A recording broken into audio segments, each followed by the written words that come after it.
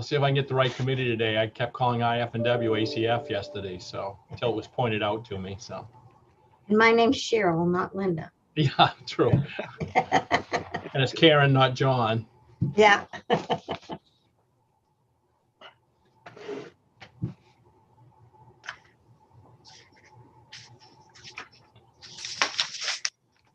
We all set? I am all set. Or you are all set. Yeah, we are ready to go. Good morning, everyone. I'm Senator Jim Dill, and I'm the chair of the Agriculture, Conservation, and Forestry Committee. And we first have a confirmation followed by several work sessions today. So we will get right going. As I say, it's going to be a busy day. So I will start with introductions, and I'll start with Representative Bernard. Good morning, everyone. I'm Sue Bernard. I represent District 149, which is in Caribou, Westmanland, and New Sweden, located in Aroostook County, the Crown of Maine. Good morning. Good morning. Representative Osher. Good morning. I'm Lori Osher. I represent District 123. That's most of Orono, the home of the University of Maine. Representative McCray. Yes, good morning, everyone. I'm Representative David McCray. I live in Fort Fairfield up in the center of Aroostook County, and I live in Fort Fairfield, the home of the Maine Potato Blossom Festival. Good morning. Representative Hall. Good morning, Randy Hall, District 114, representing 6 towns in southern Franklin County. Representative O'Neill. Good morning. My name is Maggie O'Neill, and I'm here representing House District 15, which is in Saco. Senator Black. Good morning, Senator Black, representing Senate District 17, which is all of Franklin County and 4 towns in Kennebec. Representative Underwood.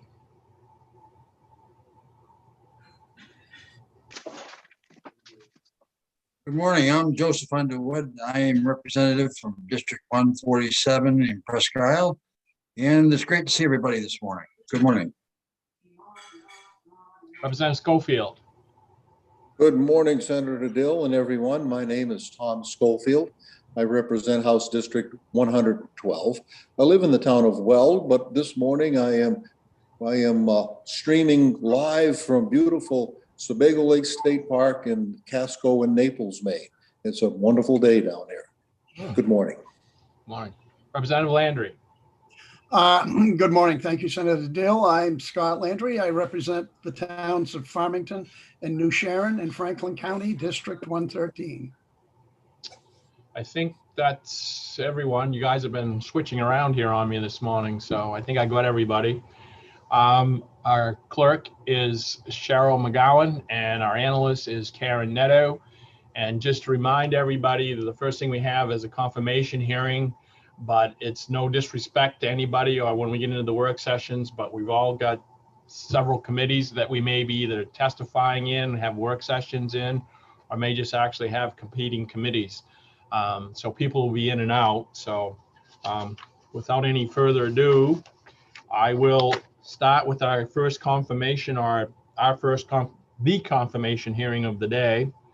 And so I'll open up the confirmation hearing for Everett Worcester of Orneville Township for appointment to the Maine Land Use Planning Commission. I do have a script that I read, so I will go through that and we'll go from there. This is a public hearing of the Joint Standing Committee on Agriculture, Conservation, and Forestry for the purpose of considering the nomination by the governor, Mr. Everett Worcester of Orneville Township, for appointment to the Maine Land Use Planning Commission. Under the law and joint rules of the legislature, this committee is required to hold this public hearing and to recommend a confirmation or denial of the nominee by majority vote of the committee members present and voting. As chairs of the committee, we will then send written notice of the committee's recommendation to the President of the Senate. The committee will hear testimony from and have an opportunity to question the governor or her representative, the nominee, and any other persons present who wish to speak for or against the nomination. This meeting is currently being live streamed on the committee's YouTube channel. This means that anyone who is participating in the meeting via Zoom can be seen and also heard if their microphone is unmuted. People testifying cannot be seen or heard until they are called upon to speak. This meeting will be recorded and available to view on the committee's YouTube channel soon after the meeting has concluded. Motion to confirm. Pursuant to Title III, Section 157 of the Maine statutes, which requires to be an affirmative motion to recommend confirmation of the nominee. The chair recognizes my co-chair, Representative O'Neill, for making the nomination? Thank you, Mr. Chair. I make that motion. Okay. The motion has been made for Everett Worcester of Owenville Township for the appointment to Maine Land Use Planning Commission. The copy of the requirements for this position is available. And first, I will go ahead and I will now I will recognize the governor's representative for the purpose of making a statement concerning this nomination. And who do we have? Do we have anybody from the governor's office? Yes, we have Michael Williams. Michael Williams. Oh, I see him over here in the corner. Sorry. Good morning, Mr. Williams. Good morning, Senator Dill. How are you today? Good. Yourself? Not too bad. I'd like to thank Senator Dill and Representative O'Neill and the members of the committee for allowing me to speak. As said, I am Mike Williams. I'm the county manager here in Piscataquis County. I appeared before you today on behalf of the county commissioners here in Piscataquis to introduce Mr. Everett Worcester for appointment to the LUPC. The commissioners voted unanimously on April 20th to appoint Mr. Worcester, and he graciously agreed enthusiastically to represent Piscataquis, and that was a 3-0 vote. Mr. Worcester is currently coming off a 4-year term, and he meets all the statutory requirements. So on behalf of the commissioners and the governor, I enthusiastically request the committee to approve Mr. Worcester. Thank you. Are there any questions for Mr. Williams? All right, seeing none. Again, thank you for your testimony and presenting this morning. I now recognize Mr. Everett Worcester for making a statement. Senator Dill, Representative O'Neill, distinguished members of the Joint Standing Committee on Agriculture, Conservation, and Forestry. As you know, my name is Everett Worcester. My wife and I live on our blueberry farm in Onville Township, and we have for the past 30 years. Onville Township is located between Milo and Bradford, approximately 35 miles north of Bangor. I included a brief resume with my paperwork to highlight. After high school at Columbia Falls, I graduated from Washington State Teachers College with a BS degree. I started my teaching career in Lincoln as a math science junior high teacher. I spent 17 years in education, teaching from the 4th grade level through graduate level courses. Along the way, I received a master's in education degree from Orono and a PhD from the University of Texas at Austin in educational administration. My wife also received a PhD degree from Texas in gifted and talented education and learning disabilities. We were both working in Louisiana when my wife was offered a position as assistant professor at UMO, teaching in her specialty fields. We moved back to Maine, and I spent a year or so upgrading a hunting camp into a year-round facility and taking care of our newly born daughter. Our insurance agent also had a small real estate business, and one thing led to another, and I became a sales agent working under him. I discovered I really liked the real estate business, and I went and got my broker's license, opened my own agency, and in 2019, I retired after 30 years as a real estate broker and appraiser. These days, my wife and I are focused on our blueberry business. We have a fairly extensive fresh pack and value-added operation, as well as frozen berries for sale year-round.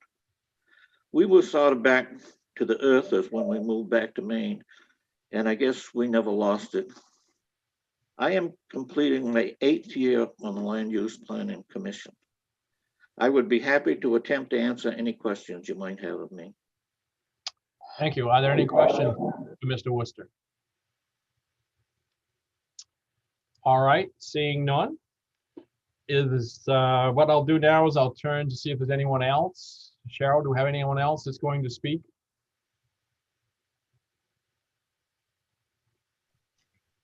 Not that I know of.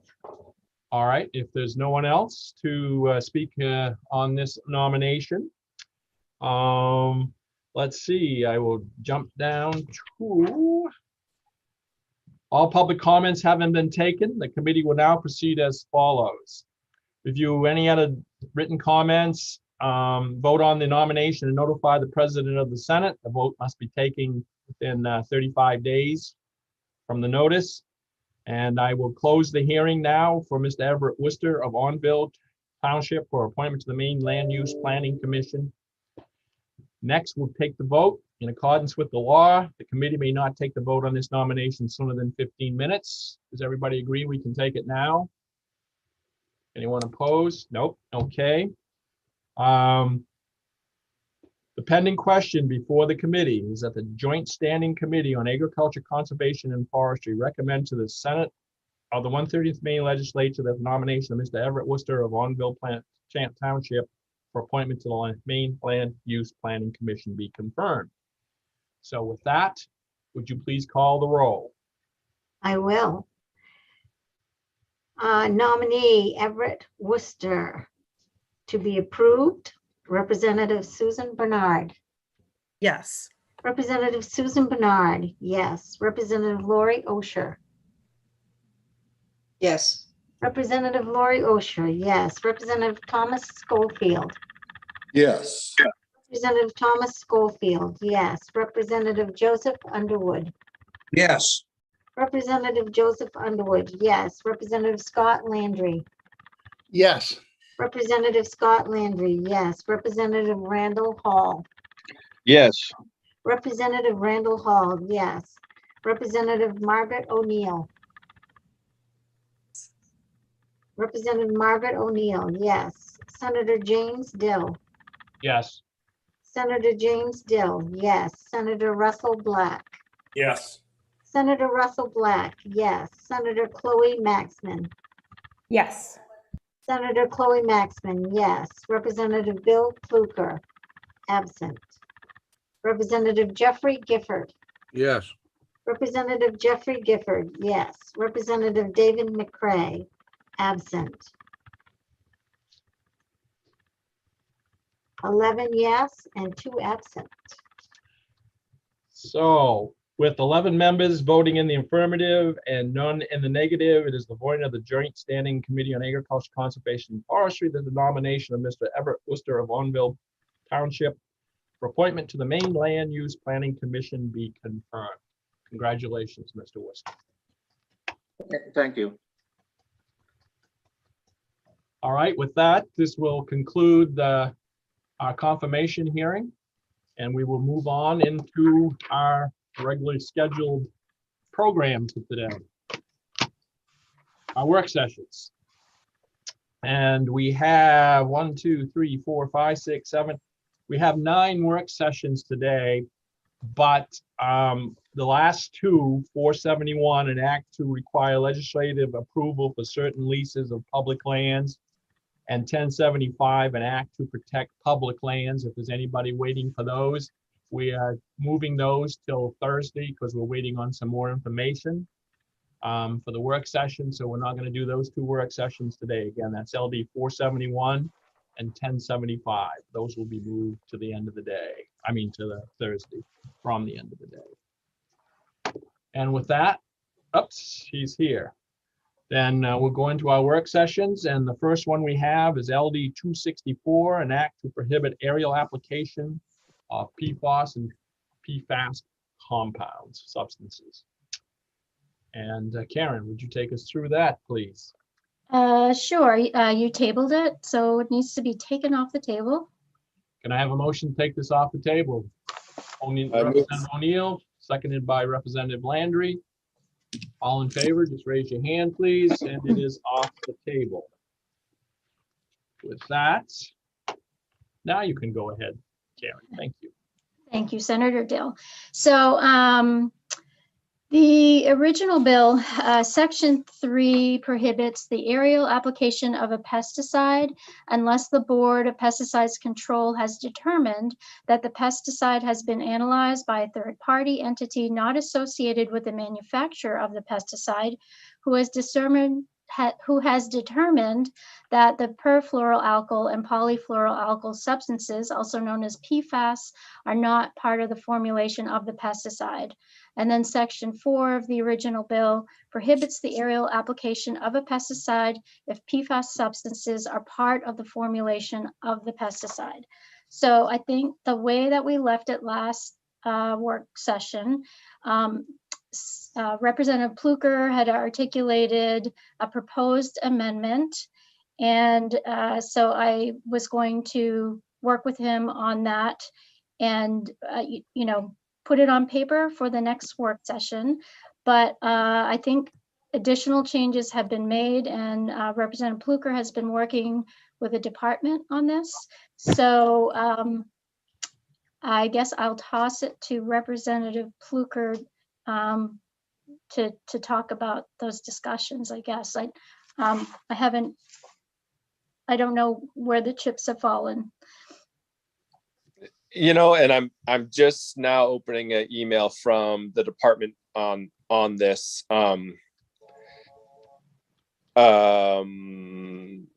Let's see. Is anybody from the department? Did you draft anything? No, I mean, last that I saw was I could go through the bulleted list that you sent me. Or I can go through that now. Or you can go through it. And then I assume there is somebody from the department who wants to talk about this. Is that true? Yeah, I just asked Cheryl Gillette and Megan Pattison. Okay. Great. And I also see Nancy McBrady. I don't know if both Megan and Nancy have been working on it with me. So yeah. Okay, let them both in, please. So the four points are that we drop this back to a resolve.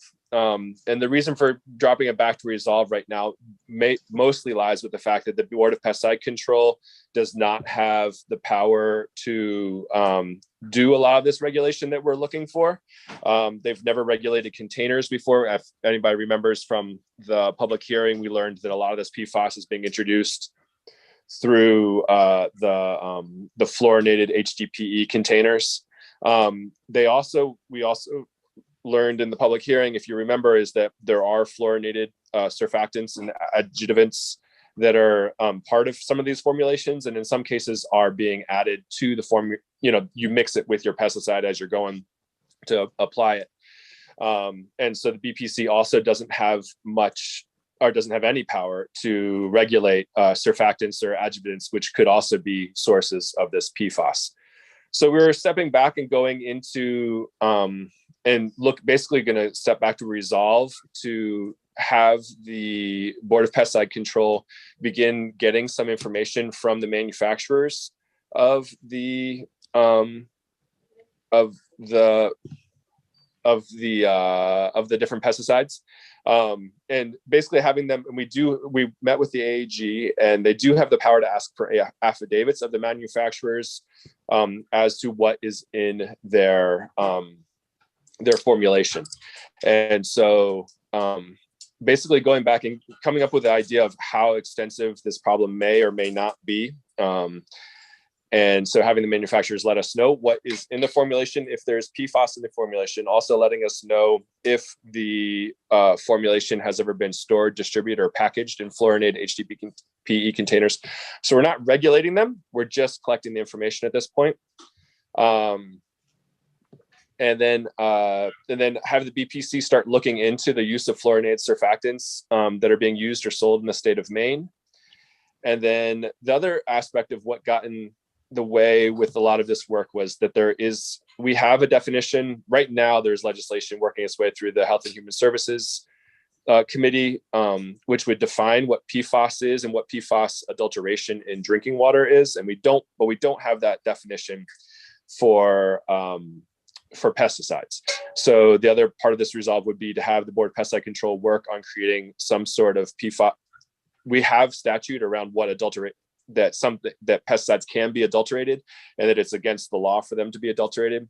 But we need to know what level are they adulterated once there's PFAS in there, so they're going to work on a definition of what a PFAS adulteration would look like, and then have the BPC work out what would be necessary in order to regulate fluorinated surfactants, because right now they only regulate pesticides, though they don't regulate any surfactants whatsoever. And then make it clear what would, if we were coming, so then the end of this resolve would be reporting back. They would report back to us after they've done this work in 2022, and we will be able to report out a bill at that point. And so if we wanted to make it necessary if we wanted to make it illegal to apply PFAS in the form of that would be included in a pesticide in the state of Maine, then try to figure out what would be necessary for the BPC to be able to have that power and do that work. And so that's a rough outline of the resolve that I thought of. And I've just now opened an email from BPC, not from BPC, but from the department outlining some thoughts on that. So maybe they could come in and talk to us about that. And who do you want to talk about that, Bill? Excuse me, Representative Fluker. I don't know. This email is from Emily, and I don't know if, it says some thoughts from BPC. So probably Megan put these together. Megan put them together. Okay, Director McBrady and Director Patterson, are you drawing straws or? If you don't mind, I'll take a crack at just addressing the broader resolve. Okay. Good morning, everyone. My name is Nancy McBrady. I'm the Bureau Director for the Bureau of Agriculture, Food and Rural Resources. And I wanted to thank Representative Fluker for giving that overview. We have been working with him very hard to crack this nut and try and find a path forward. And we really do think that this resolve that he has brought forward is the path forward. I know that Megan did have some questions and comments and suggestions relative to what Representative Fluker is mentioning, but I just wanted to set the table here and let you all know that there has been a lot of discussion and effort trying to refine this, with the point being that the Board of Pesticide Control will be able to go back in the next number of months to really dig into these particular areas of investigation and craft, next steps. So I just wanted to commend Representative Fluker for working with us, and I think that really is the way for us to dig in and start tackling this very broad issue. So for the particulars, I will definitely turn that over to Director Patterson if she wanted to flag any of the things that she did for Representative Fluker. Morning. Good morning. Patterson. Yeah. So Megan Patterson, I'm the Director of the Board of Pesticides Control, and I do want to thank Bill for that.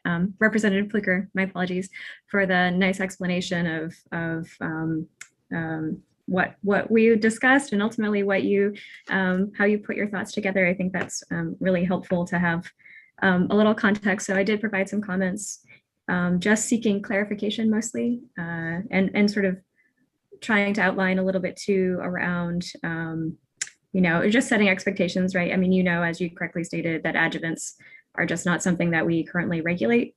So I'm not sure what that process is going to look like in terms of what we'll find, but I think, right, it's just that this is an unknown and we're going to have to sort of venture into the unknown, which we are not unfamiliar with. And I think too, so in some of our original discussions and certainly the original bill text, the focus had been on aerial application.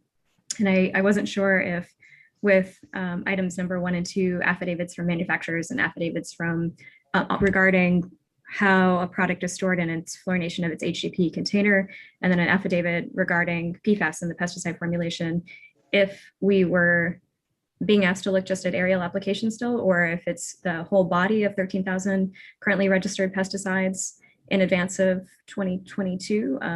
Just clarification on that, I think, would be helpful. Let's see what else.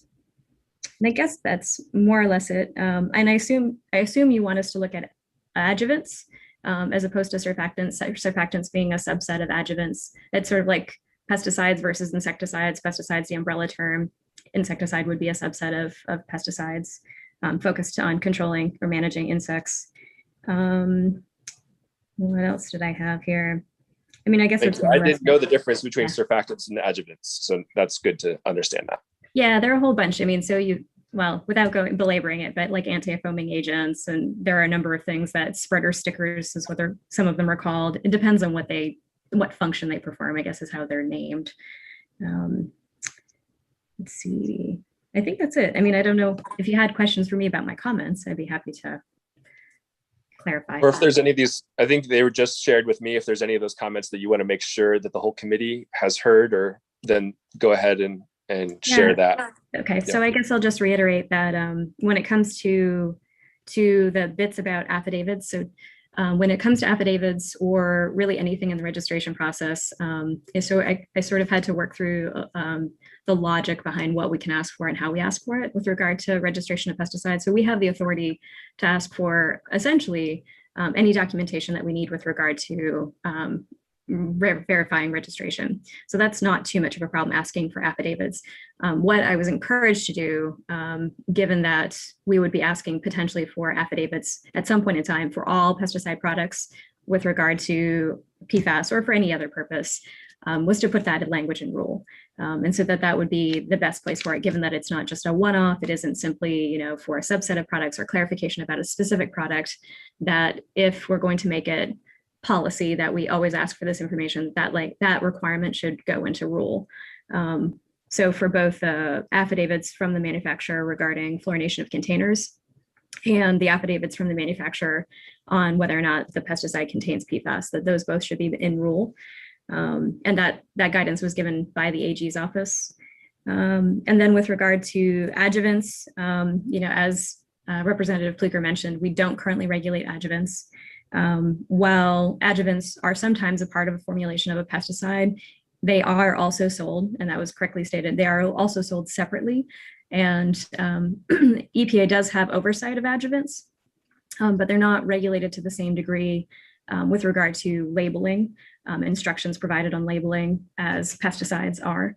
So they're sort of, they're treated a bit differently in that sense.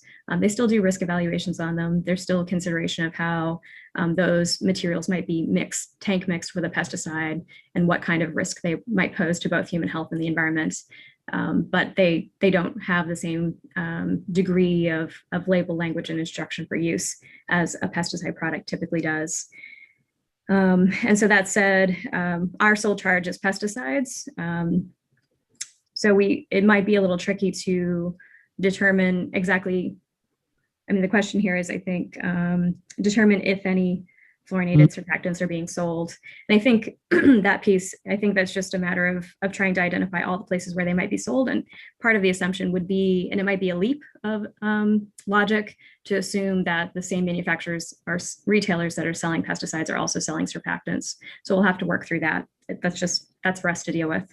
So I'm not sure how complete the ultimate reporting will be regarding total sales of surfactants, but if we feel there are any maybe holes in our reporting, we'll also, I think, be able to report on that to say, this is the limit, this is where we looked, and this is what we found.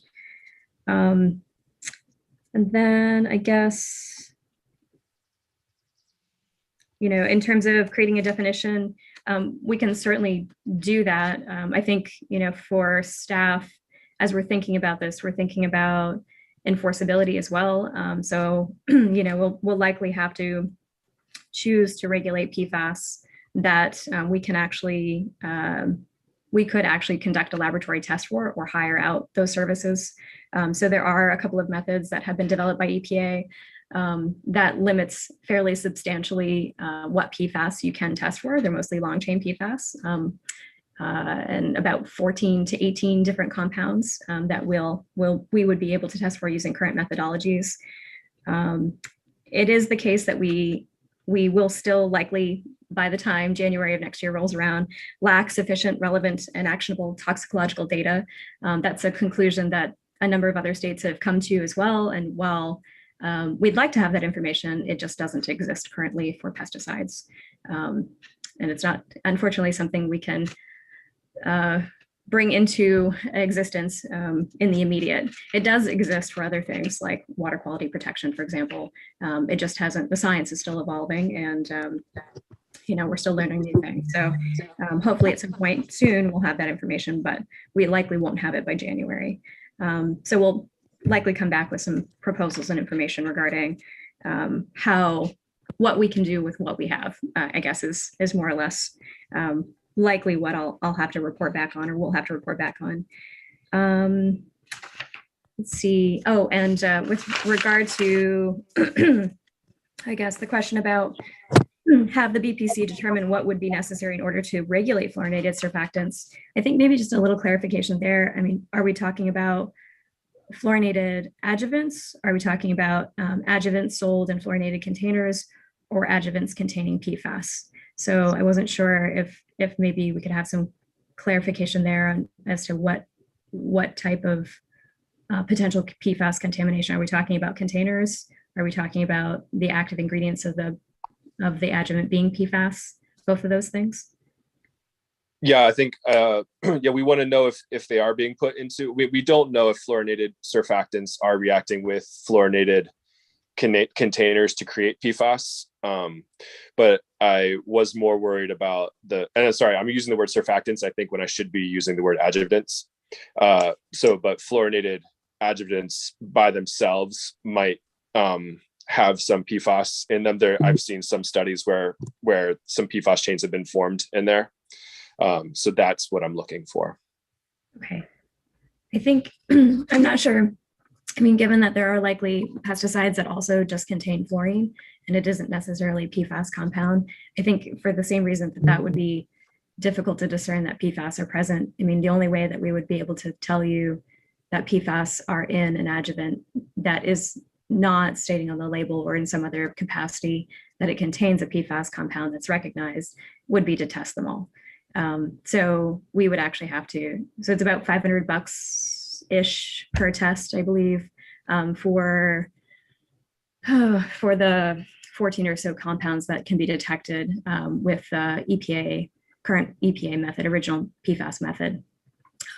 Excuse me, froggy this morning.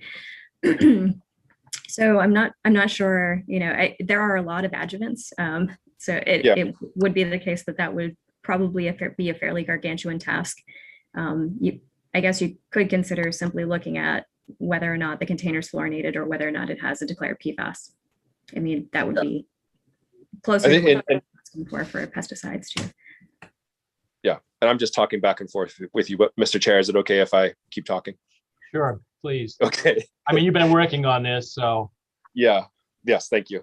Yeah, the fluorinated adjuvants, I think that's where I just want to know, the report back would say what would be necessary in order to regulate fluorinated adjuvants. And so there you could come back and say it would cost $20,000 and 800 hours of person time and that kind of stuff. And then we have a clearer picture of what's necessary. And that's why I don't want to necessarily write that statute or do that work right now, because we'd prefer to do it in 2022 when we have a clearer sense of what's necessary. Okay. So that might include commenting on whether or not adjuvants are sold in PFAS, fluorinated containers, or appear to contain PFAS as active ingredients. Is that? Yes. Okay. Yeah. And I would focus not on all adjuvants, but the ones that contain those long fluorine, that contain the fluorine chain that are fluorinated. Okay. Yeah. I'll come back to you, Representative Pluker, but we have some other hands up. Yes, thank Representative O'Neill. Thank you, Mr. Chair. Okay, so I'm trying to follow all of the detail here. I just think I sat in on just one of these meetings so that I could, which I appreciated the department holding with the AG's office. And it just seems like a simpler approach would be to put some of this in statute instead of go through this whole rulemaking process. I think it would be faster, just simpler to implement, gives you a stronger legal position. And I'm just trying to understand, I don't know, I feel like we're getting lost in the weeds on some of this stuff and making it more complicated than it needs to be. So I'm wondering if you maybe could talk about, of this data that you guys have been listing for the past 10 minutes, what would manufacturers have already, or what's like a likely thing that these people have already? Because we've been throwing a lot of terms around, and I think that part of what we're looking at here is the legislature has the ability to say, to protect consumers, can you just tell us what's in your product? And we can put that in statute. So I'm just wondering kind of, I guess, what the committee feels, and also if Megan could comment on some of the stuff that we could simplify. Yeah, I'm not sure that I see putting it in statute as simpler or faster necessarily. You know, I think the board is going to begin looking into this in June at its June meeting, June 5th. So I think that arguably we'll likely begin the rulemaking process for collecting some of this information at that point. And so the low hanging fruit here is the affidavits. But those crafting what those should say and how they should say them, and we already have the authority, frankly, we already have the authority in statute as well to collect those. But putting them in rule specifies what it is we're collecting, so we can be really specific. So we will get into the weeds as a board in discussing this and exactly how they should be tailored and what they'll say. But you know, that's a conversation I think we're comfortable having there, and we have the time to have it. So I'm not sure if that answers your question, but. Thanks. How long will that process take, just to give us a timeline? So I understand rulemaking can take 3 months or less. I mean, it depends on how much discussion, how much public comment is offered, how much digestion has to take place. About rulemaking is that it's slow, it's you know, that it takes. But I think it's actually, frankly, can happen faster than legislative season takes place. I mean, it actually can happen during the course of that, you know, January to June period of time as well. So, you know, I guess, and as soon as the board has voted on it, it does become effective. There's no delay in implementation. That's good to know. So is there a way that we could request some of this immediately via statute? And I don't know, I'm just trying to figure it out, because it just sounds like maybe the process will be drawn out. But yeah, I think the part that would require potentially some statutory authority is the piece around adjuvants. But at this point, we still need to figure out what that process even looks like for us and what it would entail in terms of regulating adjuvants, how that would be done, what it would take. It's just something we haven't explored. that makes sense that we would need to add something to statute there. Yeah, I think that what I'm throwing out to the committee is maybe it would be faster to act via statute, whether you have the authority or not to request this information. So I just want to throw it out there as conversation continues. Representative Underwood. Good morning. I'm Joseph Underwood and District 147 in Presque Isle. And I think the Board of Pesticide Control does an excellent job as far as formulating policy on PFAS. And they're working very well with Representative Pluker on putting everything together. So be patient on your lawmaking. Just because this committee can do something doesn't mean it has to. And bad law is no law is better than bad law. And the main question I had was, could somebody, probably Megan, Director Patterson, if you could give us, so the whole committee understands what adjuvants or what it is, and to define it in plain language, if you could, please. Thank you. Sure, happy to. Thank you for the question, actually. So adjuvants are essentially compounds, chemicals that are added to a pesticide tank mix. That's when you put pesticides in a spray device, and they serve some purpose to either make the pH of the water a certain pH, right? If it's too acidic, they lower it. If it's too basic, right, they'll change it. It also will change the physics of droplets. So spray droplets, that's what comes out of your spray device. So if your normal droplet would have, water tension holding it in a tight ball, it actually will cause the water tension to sort of be reduced. And so it will cause the droplet to kind of spread out across the leaf surface. So it'll have better coverage of a leaf surface. They also have penetrance, which allow pesticide to better absorb into a surface. So they've served a whole number of different physical functions with regard to pesticide application and better, more efficacious pesticide application, but that's just a few of the things they'll do. Does that more or less accomplish it? They're used in a really technical way to do all kinds of really helpful things with regard to better and more effective pesticide application, but essentially they're a chemical that's added to a pesticide mixture to help it do these things. Follow-up question. Sure. Sure. On the, how does PFAS, how do these compounds fit into the mix of these adjuvants? Do they make them work better or worse, or is it an independent, some sort of independent toxic material that's put into the mix of the spray? Is exactly how does these PFAS or how do they fit in the equation? I guess is the best way to put it. Yeah, that's a good question.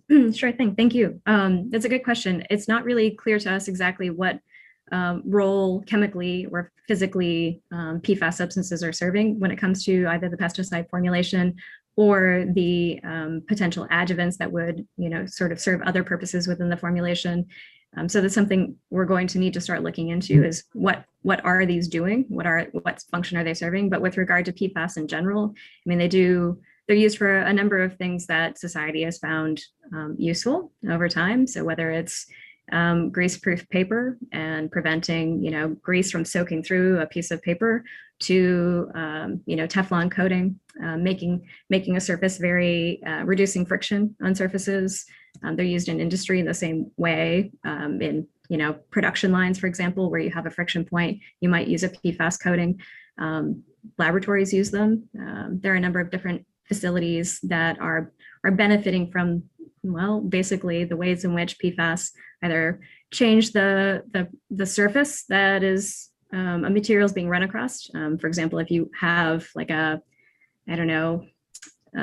high friction point in a construction line and you're concerned about that overheating, you might use PFAS to coat something to reduce friction in that friction point. They're used in lots of other ways that make a variety of surfaces. I can send you some very good literature that talks about all the ways in which we use PFAS if you like. They're numerous ways. Thank you very much, and please do. Sure. Okay, I'll come back to Representative Pluker. Okay, I just wanted to clarify, oh, I might have lost it. Was the registration process for pesticides begins in November. So if we're looking to get ideas of what formulation, what is involved in the formulation of these pesticides, that's a good time for the Board of Pesticide Control to start collecting this information. And so that was one point. And then once they've collected the information in November, then we can have it as part of the report back where we can actually do some of the statutory changes in January. And if the committee is ready, we have a long day ahead of us, and I'm going to move on to pass as amended. Is there a second? Seconded by Senator Maxman. Discussion. Representative Underwood. I'm all set, thank you. Okay. Karen. You're muted, Karen. So the first two bullets requesting affidavits, I think you may need, whether it's by rule or by statute, that the board has authority to request those. I think you would still need a statutory change to make it clear what the rulemaking authority is in this regard.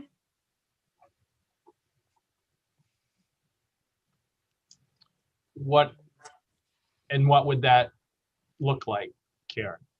I'm not sure yet. I mean, but just a general statement that you know, the board may collect information, or, you know, I guess we don't need to mention affidavits because that's, I guess, could be the method and rule. But I think you need to make the rulemaking authority more clear that you're requiring this additional information from manufacturers.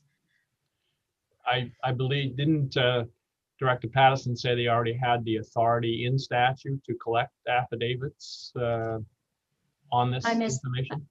I missed that. And if And I she think- could point me to the statute, that would be great. I think the attorney, Yeah, just a second. Director Patterson, did you already have the authority to request a? You do. Yeah, so essentially, when it comes to the registration process, we can request a number of different documents, everything from confidential statements of formula to affidavits. There was some question initially about affidavits, but since then I've had my apologies, Representative O'Neill and Representative Pluker were present for one of the conversations with AAG Randlett, and then I had my own conversation with him regarding our potential rulemaking. And he indicated that we just need to put it in rule and could do so under current authorities. So where is the current authority? It's under the 607, and then yeah, between 604 and 609 in Title VII. Okay. Let's see. Next is Representative O'Neill. Oh, thanks. That was kind of a lingering hymn, but I think what I wanted to say for the motion is, why don't we just say that we direct the BPC to do X, and then if we find out we don't need it, we can strike it, but I don't see it hurting anything. Okay. Senator Black. Thank you, Mr. Chair. Can we identify what we're going to be voting? I'm a little confused on where we're at with this, I believe, resolve. So I'd like it clarified of what we're voting on here, if I could. Thank you. I think that's where Karen was starting to go, but I'm not sure when she started with section 1. Yeah, so I'm just going, essentially what Representative Pluker went through, there are 1, 2, 3, 4, 5, 6, 7 bullets. So I can go through those now, but I don't think too much has changed other than to clarify, have the BPC determine what would be necessary in order for them to regulate fluorinated adjuvants. Director Patterson wanted clarification on that, but I can go through this again, or? I think we're going to have to go through this again, Karen, sorry, because I think there is confusion where we left it, and I think there may still be questions for the department of, are these things doable? You know, if we tell them even in a resolve, we've already heard some feedback from the director that, you know, there may be gaps in some of these places, but I want them to be clear what we're doing as well as us. There's no sense in putting a resolve in here and telling them to do something that, you know, can't be done. So Okay. let's go through those bullets, please. Sure. So the first two, the first one is request affidavits of manufacturers and distributors as to whether the registered pesticide has ever been stored, distributed, or packaged in a fluorinated HDPE container. And you know, I just had a question about that. If I guess they're hearing the board and their assistant AG feel like they have, or they do have that existing authority in statute. I just had a question about that. And so I would probably connect the dots to that authority in the resolve so that it's clear where the authority lies. And then request affidavits of manufacturer whether PFAS is in the formulation of the pesticides. So far, so good. Okay. And then the resolve would continue to direct the board to determine if any fluorinated surfactants are being And we're good. used, sold in the state of Maine? Should it be adjuvants? Yes, Okay. thank you. And then direct the board to create a feasible definition of PFAS adulteration in a pesticide. Before you go beyond this one, I remember when that was brought up before, Director Patterson asked if this was all adjuvants or just for aerial application, because that would make a huge difference on probably on the number of affidavits. It certainly would if there had to be any testing done. But on the affidavit, it may or may not make any difference. And I would go back to Director Patterson. If it's only an affidavit, is that what that one says, Karen, an affidavit? No. On Request any affidavits of whether PFAS is in the formulation of pesticides? No, yes. and one about adjuvants. You just said surfactants and need to be changed to adjuvants. That's the one I'm questioning. What does that one say? No, it just has to, there's no affidavit involved in that one. What does it say again? Directs the board to determine if any fluorinated adjuvants are being used, sold in the state of Maine. All right, Director Patterson, how would you do that? Yeah, that's a good question. So I guess, as I mentioned, we would likely begin with an assumption, although it's an assumption, and I would argue it probably is not going to give you a complete picture, but an assumption that we would look at pesticide distributors, pesticide retailers, and assume that they are also distributing surfactants or adjuvants. So, I mean, that may not provide a complete picture. And we likely would have to do a data call-in, I guess, is how that would look. But yeah, I guess we need to work through what that would look like. I mean, part of the process of attending to this resolve would be figuring out exactly how we would accomplish the task. I'm not sure that we have a better sense of how we might request affidavits and how that would look for pesticide formulations. But with regard to adjuvants, we've not regulated them before. It's a brand new area for us. So what I'm getting at, is this something with the way it's written right now or stated, is that something that's doable?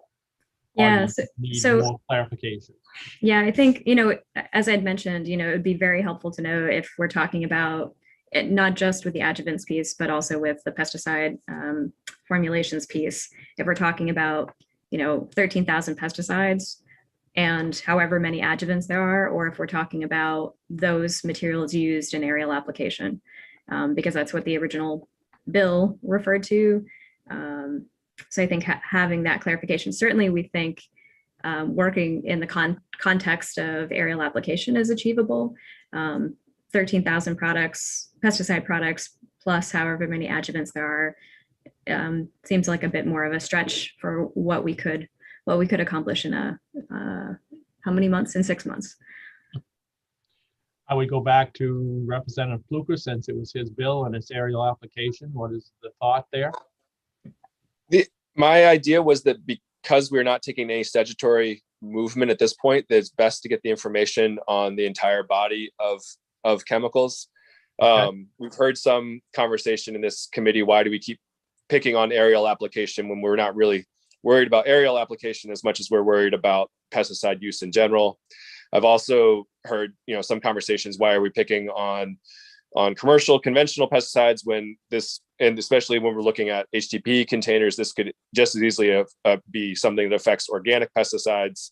And I'm sure organic growers would want to know if this was something that was happening that they could potentially be misapplying, or so to me, it should affect, it would make sense to look at what's being applied, no matter how it's being applied. Okay. Karen, the next bullet. Okay, so we're. I think might be number 4. So require the board create a feasible definition of PFAS adulteration in a pesticide. We're gonna keep it to all, not just aerial. Is that correct? Yes. Okay, I see. I would expect the definition is the definition of, Okay, and then requires the board to determine what would be necessary in order for them to regulate fluorinated adjuvants. And then require the board to determine what would be necessary to ensure it is illegal to distribute or apply pesticides or adjuvants containing PFAS in the state of Maine. Yes. Okay. I would ask Megan on that one again. Would you say that one again, Karen, please? Require the board to determine what would be necessary. And I may phrase this a little differently, but Yes, to please. ensure it is illegal to distribute or apply pesticides or adjuvants containing PFAS in the state of Maine. Okay. Okay. And then finally, require the board to report back to the ACF committee in, I don't know, I'll say, I don't know what a good report back date is, but they report back to this committee, and then this committee would have authority to submit a bill. The revisor's office is has had us put report back dates in December. I don't know, that may be too soon for the purposes of this particular resolve. So I could say January 15. I don't know if that works for the board, and looks like it works for the sponsor. So that's the amendment. Other questions?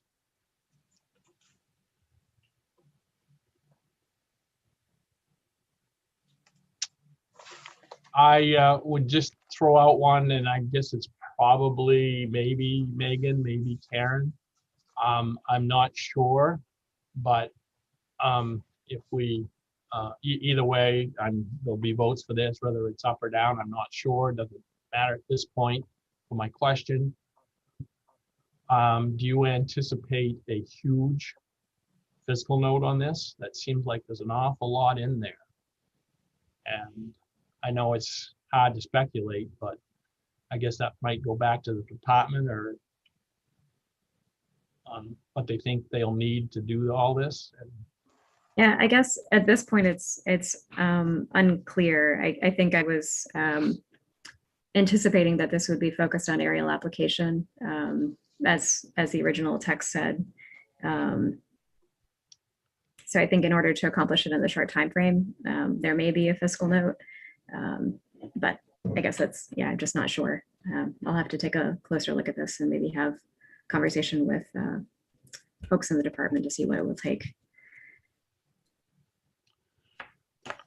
Okay. I'm just wondering about that aspect of it. I hear what Representative Pluka had said, that you know, we've all been kind of dancing around sticking to aerial and not sticking to aerial, and but in this case, I'm wondering if we start with aerial, that may give us a good starting point. That would make it maybe a more chance of getting it done and information that we are looking for, so that when we do go to put in a bill, if we do, that it may be something that would, you know, build on what is done here. Because I hate to have us go through all this and they come back to us and it's either a huge fiscal note because they're looking at 13,000 products plus adjuvants, or if they're looking at, you know, a much smaller number. And I would ask that of Representative Pluker. I mean, I'm fine if that's where you want to stay, Representative, with all 13,000 products where the bill was aerial to begin with, but I just would hope that we could get something that's doable here. Should we, I mean, do we want to hold it until we get a fiscal note reported back to us? Or we could vote now and then address the fiscal note when it comes back later. Okay. Or I guess that's more of a question. What do you think, Senator Dill? Well, I don't know. I'm just concerned with 13,000 products plus I don't know how many thousands of adjuvants. I'm afraid that we're really giving the board a task that they may not be able to do in basically 6 months, 7 months, whatever it is, until January 15th. And I would go back to Megan perhaps, and you know, if we're talking aerial chemicals, Megan, off the top of your head, you have a rough estimate how many chemicals you'd be talking about, pesticides you'd be talking about?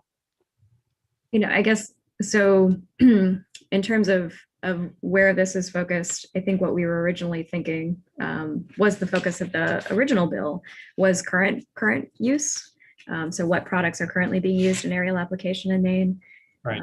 So it's a pretty narrow scope. It gives us sort of essentially a case study format to look at some of the questions that we don't have answers to at present, you know, and figuring out what it is we don't know with regard to toxicology and otherwise. And then also with adjuvants, same thing, you know, it gives us the opportunity to kind of use those as a case study to figure out what it is we need to know to be effective in regulating the larger array of chemistries.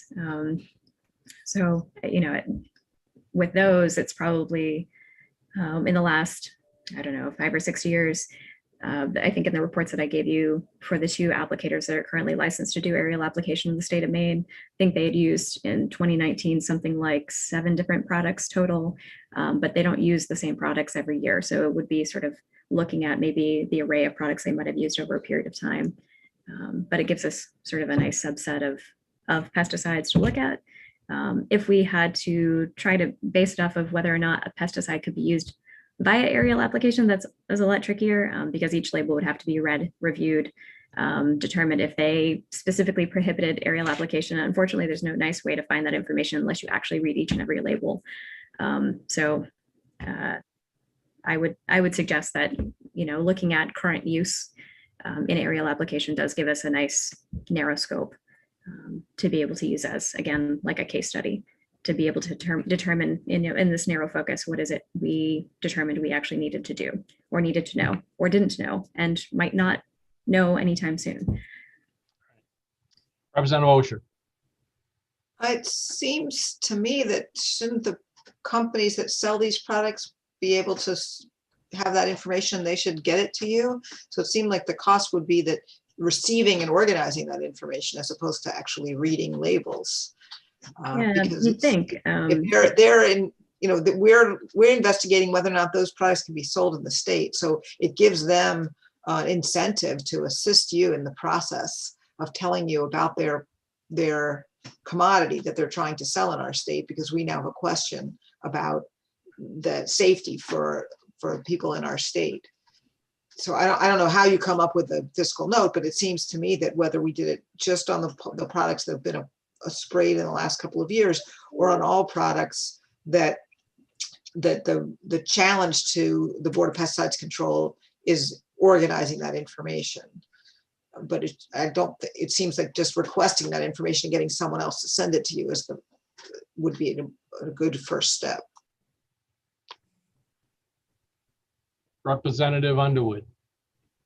Hi, Director Patterson, when would you get all the material together that you would need to know to make a decision or to formulate some sort of idea on how to process this particular bill? As far as if you can't do it now, would you need another year or 2 years, or how much time would be involved in here in order for you to get the material that you need? Yeah, I guess, do you mean with regard to aerial application or pesticides, all pesticide products that are registered in the state of Maine? All pesticide products. So I think it's not, well, it will be a new requirement, and new requirements always take time to implement and get everybody on board. So that's a consideration, I think, right? You don't have, 100% adoption immediately. That doesn't actually typically happen.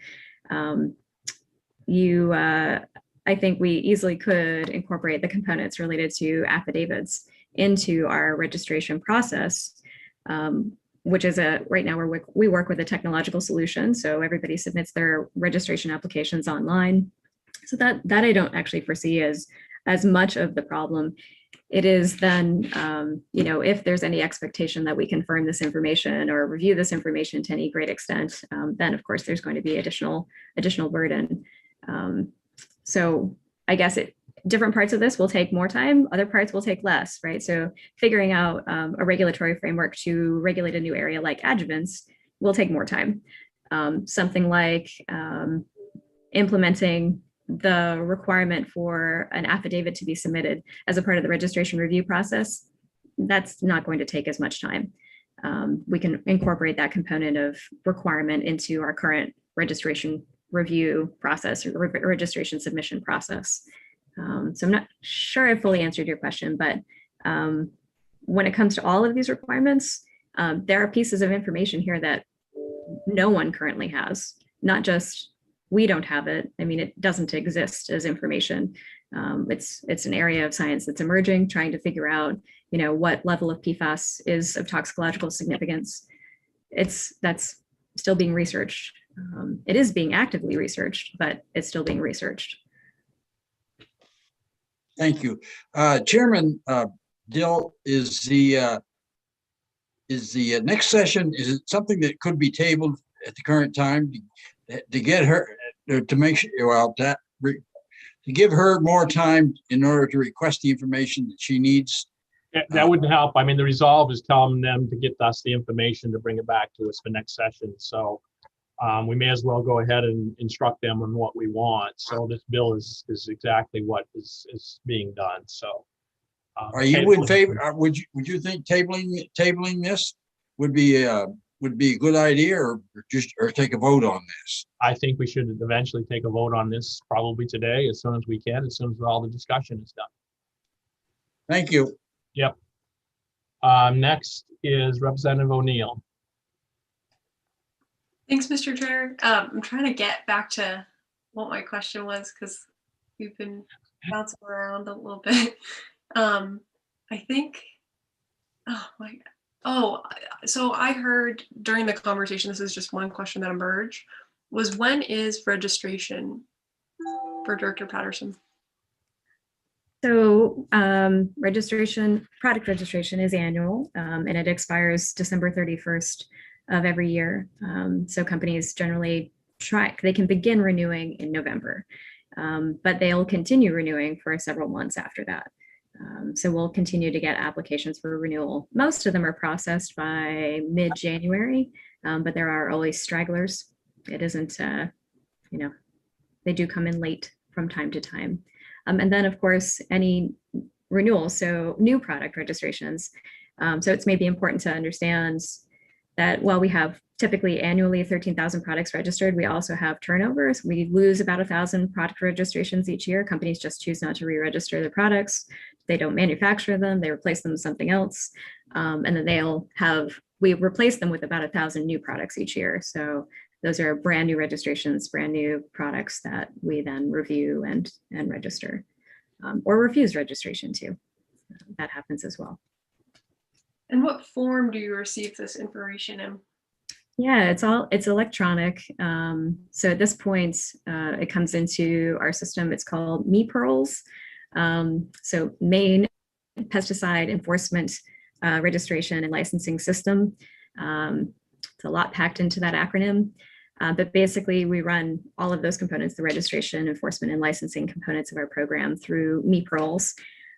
And with regard to the current data that we collect, it's pretty typical data that's collected in the pesticide registration process by most states. I think that's enough. Yeah, okay, good, thank you. Registration's scintillating, but So I think, so if I can understand, we talked about a fiscal note, but really this is adding another box that people would have to say, is this in your formulation? Is this, in your inert substances or something like that? Yeah, I think, with regard to the affidavits, it's as simple as uploading a document. I think it could be as simple as uploading a document. Now, when it comes to some of these other parts, though, in this list of asks, in terms of trying to enforce against some of these components, I guess if that's the intention of this group, now you could make something that we don't enforce against, I suppose, or it's a paper exercise of simply, are you declaring this contains PFAS? If yes, then we don't register your product. I do think and I think we've, Representative Pluker and I have discussed the potential for challenges to that, particularly when we can't test for certain compounds. And that's where definitions become important, is trying to figure out what we actually can look for.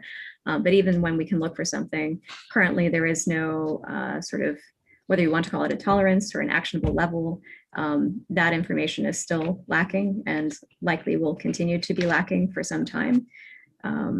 So we do have some questions around that. And then in terms of adjuvants, that is a whole other component of our program. That's essentially taking us from just regulating pesticides and saying, now you also regulate this other area of chemistry. So that likely would require additional staff. Okay, understood. And so what, if folks could submit this already and you likely have some kind of database of companies, would you be able to take this information sooner than that? Because I think part of what we're talking about is timeline. When we talked about statute versus rulemaking, we were saying there's a benefit to doing it this way. You could complete it in the next 3 months, could start receiving this information. And now you're saying that part of your plan was to start receiving this information in December or January. So just our concern is to protect public health by getting this information. So I want to make sure we can get it moving. So what would be a way that we could request this sooner? So I think what I was saying is that we'd start the rulemaking process.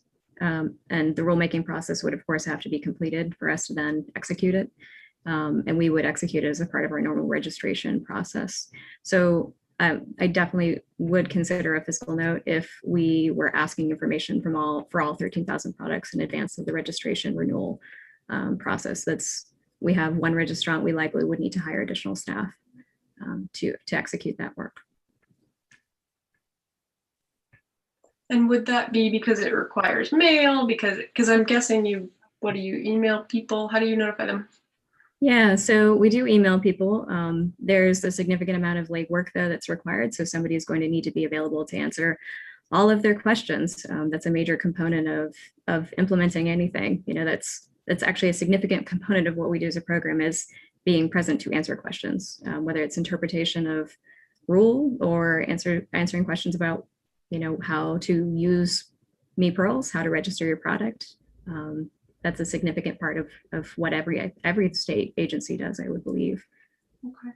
And do you expect that you would be sending this information out early anyhow when you complete the rule process, just because it's new information, and you said sometimes you have stragglers into the year, so maybe you would want to provide folks with that information and give your own staff time to answer questions and work with folks so that they can do the testing they need to get this new information to me? Typically we start informing people about, we inform licensed applicators about legislation that's taking place. We have a mailing list for registrants of pesticides to, let them know when we have rule changes. So there's a very good chance that we would begin communication about this sooner than later, particularly as a part of the rulemaking process, so that registrants would have an opportunity to have their voices heard with regard to whatever it is we ultimately develop. So I think that's not unusual for us to communicate in that way to make sure impacted individuals have a chance to speak. Okay, so I'm just hearing kind of two things, like you're keeping folks updated already as part of the rulemaking process, and that wouldn't require a fiscal note, but it would to start it early. I just want to see if it's possible. So I think what it sounds like to me I'm being asked to do our program's being asked to do is to have essentially two approaches: do registration once and essentially do it again in the same year. So have a process they go through once to submit documentation, and then have them then enter into registration renewal a second time starting in November. Am I not perceiving that correctly?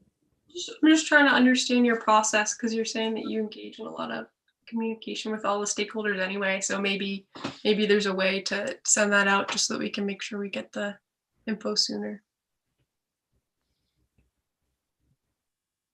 So are we asking for the affidavits? And maybe this is, are we asking for the affidavits as a part of the Thinking out loud registration? and getting more info for the committee. I'm not mandating anything. I'm just getting info. Yeah, I guess I'm not sure I'm clear on what I'm being asked. Is the request or is the suggestion that we would ask for the affidavits in advance of the registration renewal process, or we'd ask for them as a part of registration renewal?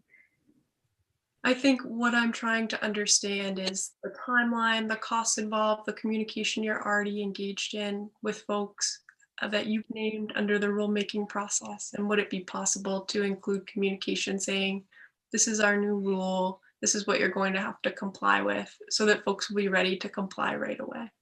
I think that's not a problem. I think what it was sounding like is we were going to ask them to submit that information in advance of registration renewal, as opposed to communicating with them about changes to the renewal process, not the timeline, but actually, but changes not to the process itself, but to also the timeline of when they had to renew, that they might have to submit information earlier than November. Is that? Yes, but yes, I think we get it. Yeah, so that would be possible, just based on my question instead of repeating. We would need additional staff to be able to handle, I think, that additional push for getting everybody on board, getting everybody on in the process of submitting information early. I don't know that our system is actually set up to be able to accept documents more than 2 months in advance. I mean, that's true. It's true for our licensing process for commercial applicators. It may also be the case that it's set up that way that it begins in November because we don't want them submitting their registration renewals earlier than November. Otherwise, they're trying to do it in June for 2022. So we avoid having that sort of crossover.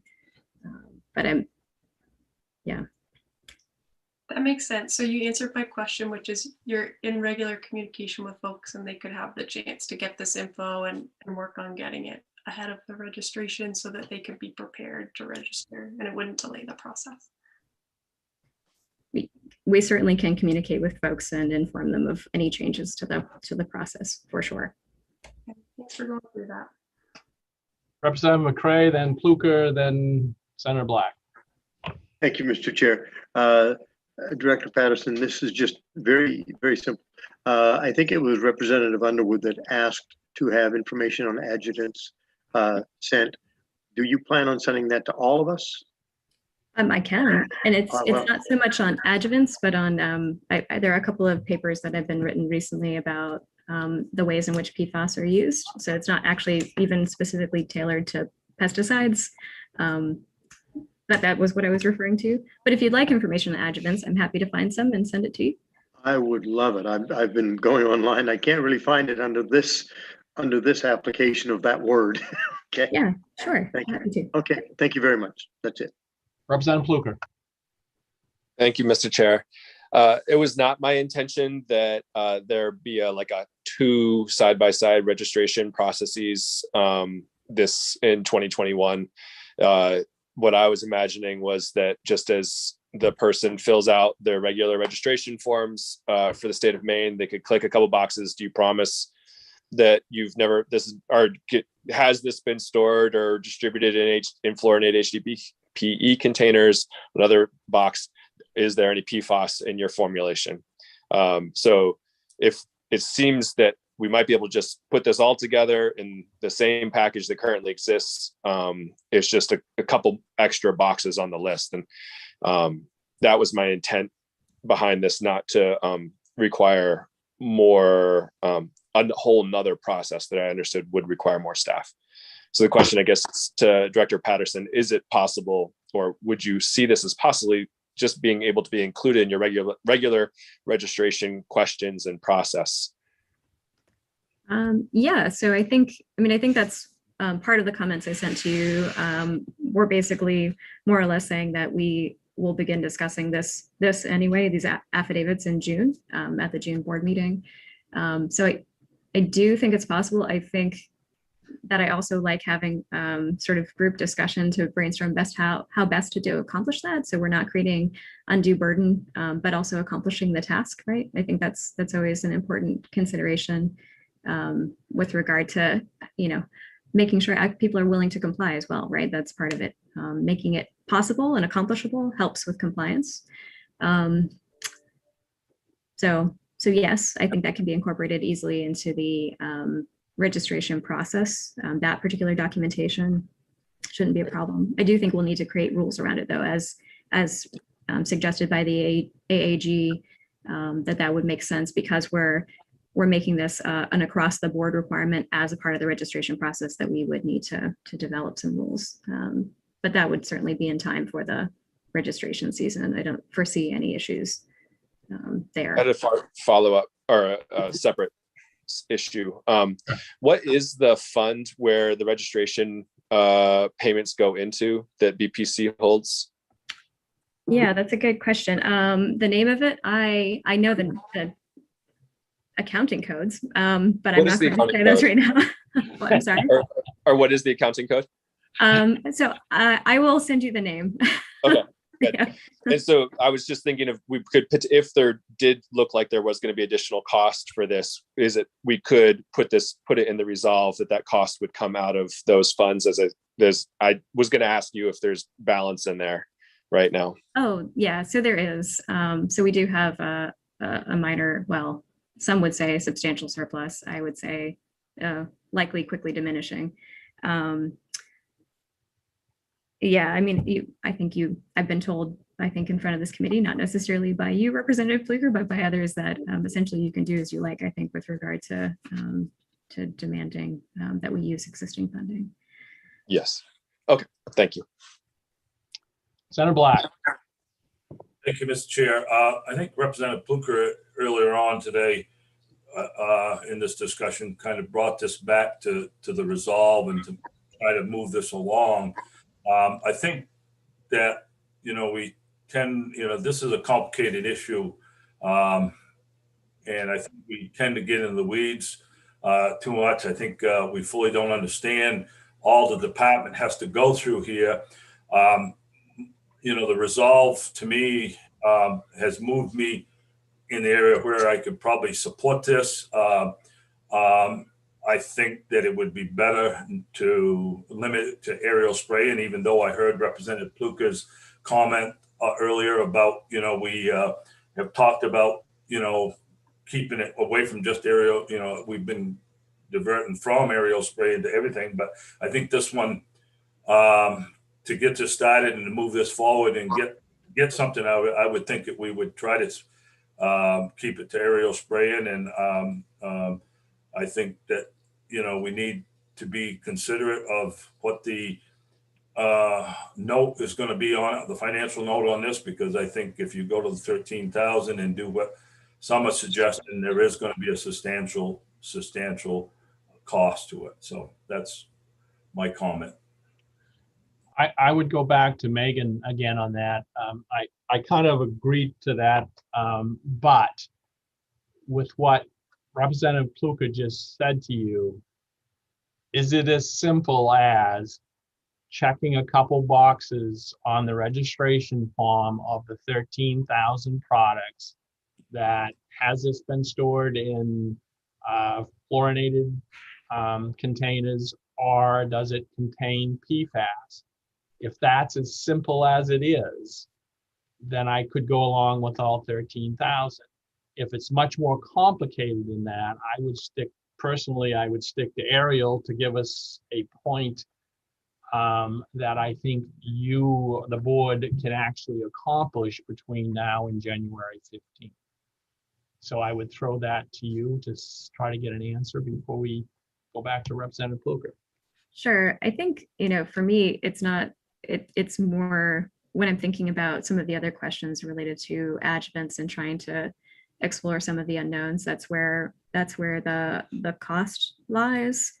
If it is, in fact, if we're not enforcing against any of this, if you're just asking us for the information about the 13,000 products, submit your affidavit and we then do nothing with regard to PFAS. you know, there is a cost to building that functionality into our system. There's always a cost. We work through a company that called Stratosphere that actually does all of our development for us within our system. So certainly there will be some sort of cost associated with building in the functionality. So there's a real cost there. No matter what we do, there's a real cost there if we're asking for that information. If we have to do some kind of review of any of this content, then there's definitely a cost there. So it's going to be a staffing cost, something that we don't currently have to. It's something that we don't currently have to do. It's going to be additional work for our registrant, and our registrant already is maxed out. So if it's just a matter of them either providing it or not, confirming they have PFAS or not, and there's no expectation of digestion of that information or chasing of that information or answering questions related to that information, then no, the only cost I can foresee is, again, programming in that functionality into our existing system. If we then do have to answer lots of questions or provide information about specifically PFAS and why they're having to report on it, which will be, most companies at this point are aware of what's happening with pesticide products, and that PFAS was found as a part of possibly the containerization process and the fluorination of those containers. You know, there could be a cost associated with having to answer those questions, with having to walk people through that process. Currently, our pesticide registrant, you know, is maxed out. We had to recently hire a temp to assist her with just the existing process, right? So it is a demanding job, and currently the current process does require a lot of time. So Megan, then it sounds like the adjuvants may be more of a holdup. The because adjuvants that is could. something you don't regulate, and whereas That's you right. regulate the pesticides, it may be as simple as what Representative Pluker said. Yep. So the adjuvant seems to be an issue. However, the way I understood this, and maybe Representative Pluker, you may be able to correct this. My understanding of this was you would gather this information, report back to us January 15th. Then as a committee, we would then report out a statute that is enforceable. A resolve does not have anything in it that's enforceable. So if we make this a resolve, as we said, you're off the hook as far as enforcement goes. You're just reporting back to us on January 15th. Is that the case, Representative Pluker? Yes, that's right. It's just gathering information, reporting back. No additional regulation. So I'm fine where, yes, I'm fine where we are. I don't know where everybody else is, but I think maybe we can move on. If you can just put that simply, Representative Pluker. Yeah, and I just want to be clear to Senator Black that this is not going to represent any costs to the general fund. If there is cost, we can make it clear that it's coming out of the fund that we were just talking about that holds the registration money. Any other questions? Any other questions? Cheryl, please call the roll.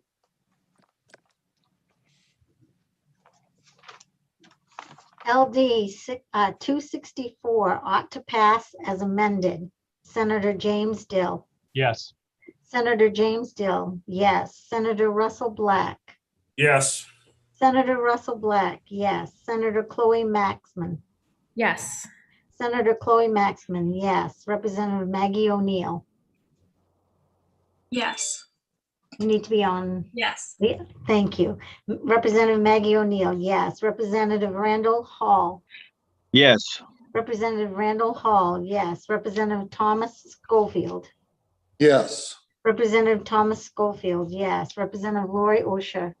Yes. Representative Lori Osher, yes. Representative Joseph Underwood. No. Representative Joseph Underwood, no. Representative Scott Landry. Yes. Representative Scott Landry, yes. Representative Bill Pluker. Yes.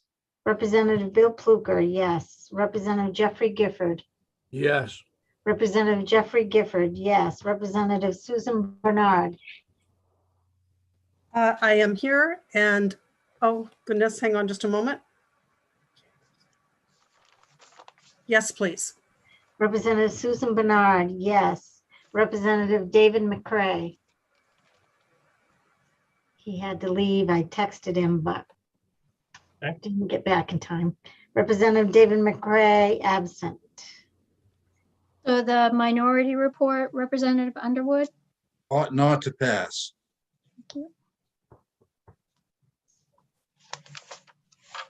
So that's Ought to- 11 ought to Yep. pass as amended. Yep. 11 ought to pass as amended, 1 ought not to pass, and 1 absent. Okay, on LD 264, an act to prohibit aerial application of pure fluoroalkyl and polyfluoroalkyl compounds. Ought to pass as amended, 11-1-1. And I will close the hearing on LD 264. And we'll move right along on to LD 524. An act to, so I'll open the work session on 524, an act to require schools to submit pest management activity logs to the Board of Pesticides Control and post the inspection results for the purpose of providing information to the public. Yeah. This was tabled about a month ago. Okay, can I have a motion to take it off the table, please? Moved by Representative Hall, seconded by Landry. All in favor? It's off the table. Okay, go ahead. Karen. Yeah, so this bill is a reintroduction of a bill from the 129th. It's identical to LD 908. So it establishes in law certain requirements of the Board of Pesticides Control related to pest management on school property. And it requires a school to maintain a pest management activity log related to the application of pesticides. This information must be provided annually to the board, and the board is required to post this information on its publicly accessible website.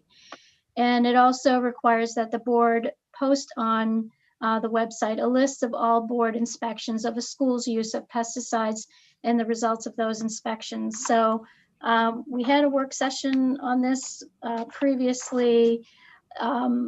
The sponsor did have some suggested amendments, perhaps, well, primarily turning this act into a resolve, directing the board to make this information more publicly available and to determine and develop the best methods to accomplish this, and maybe limit to a few key of the most toxic carcinogenic pesticides. And I just, you know, if you do move forward with the bill as drafted, I just want to identify for you that LD 908 and the 129th was identified as a potential state mandate. And so I'm assuming that would happen again with this bill as drafted. But I think what the ACF committee did last time is you did sort of put in your summary of your amendment that the committee didn't feel that it was a mandate. So for whatever that's worth. But anyway, I'll just leave it at that for now. Other questions for Karen? What, again, would you say that again, Karen, that last bit about the mandate? We passed it, but then. Yeah, so it was identified as a potential state mandate. And so what the committee did is you just included in your summary that the committee felt like it wasn't a state mandate essentially, but it may require a mandate preamble, which, as you know, requires either the state provide 90% of the funding or the legislature votes to establish an exemption by 2/3 vote of each chamber. Okay. Other questions for Karen? Senator Black. Karen, do you have the, what was the vote? Do you have that from last session? I believe it was unanimous to pass. It was a straight ought to pass, but it was a fiscal no only amendment. Thank you. Director Patterson, you still there? Wouldn't want you to escape again, on me. So if you want to unmute yourself, please. Sure. I just wanted to check in with you. This is information that's basically already being collected by the school system. And what does this do to the board that they're not already doing? So at present, as is the case with all pesticide use records, with the exception of the end of year summary reports that we receive, it's just maintained at the school level. So it's not something that is automatically sent to the board each year. So this would require all the schools now to send it to you. That's right. And you would then post it. Well, I don't know what the amendment reads, but yes, I mean, the current language of the bill, yes, would require them to submit their logs, which can be pretty lengthy. And I think Dr. Murray expressed during the hearing also that, I believe she expressed this, although it may have just come from other conversations we've had, that some of the schools, particularly the IPM coordinators, in some instances lack access to, and maybe even a knowledge of how to use some of the multifunction machines, for example, to be able to scan, send documentation that's all written, maintained in a written record. So I think there was some concern about them sending that. I think there was also concern, and that's maybe a part of the amendment, about sending records for every time they apply disinfectants and sanitizers, particularly with COVID. They're applying them many times a day, every day. In many different locations, and each of those applications in, say, a different classroom would be technically a different element of their log. It would be a different line item in the log. So I think there was concern about having to send that just quantity of information to the BPC. Thank you. Karen, what does the amendment do? Does that eliminate any of that? What does it do on how often they have to, is it an annual submission of the logs? Is it weekly? Is it daily? Every application, or what? Well, right now there's not really an amendment. I mean, the sponsor had a couple different approaches, the resolve, or if the committee moves forward with the bill, she asked that you provide a public health exemption. Obviously, schools need to act quickly during a pandemic. But the department has some suggestions for the original bill: clarify the use of the term species, school property is not defined, and strike certification numbers. But there's really no amendment. And just a reminder, the board has authority to adopt routine technical rules to implement that provision, so they could figure out what's the best way to? Yeah. Okay, so and the sponsor of the bill had suggested a resolve to do that. Well, go ahead. I mean, this, we're almost talking a couple months ago now. So, right. I mean, I think if there was discomfort with moving forward with the statutory changes, that would be another option, I guess, that she put forward to the committee.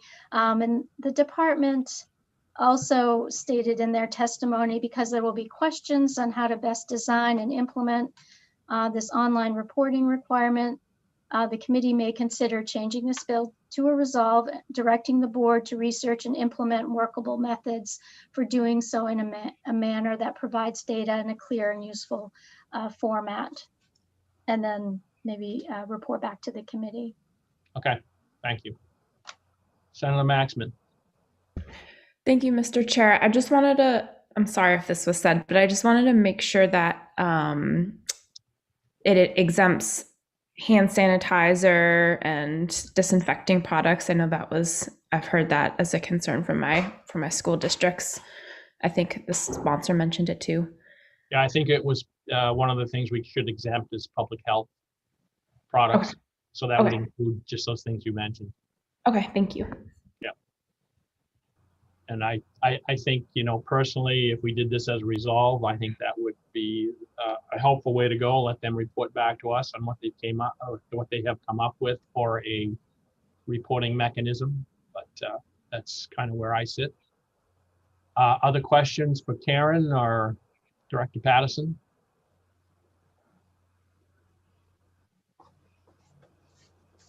Does somebody want to make a motion here?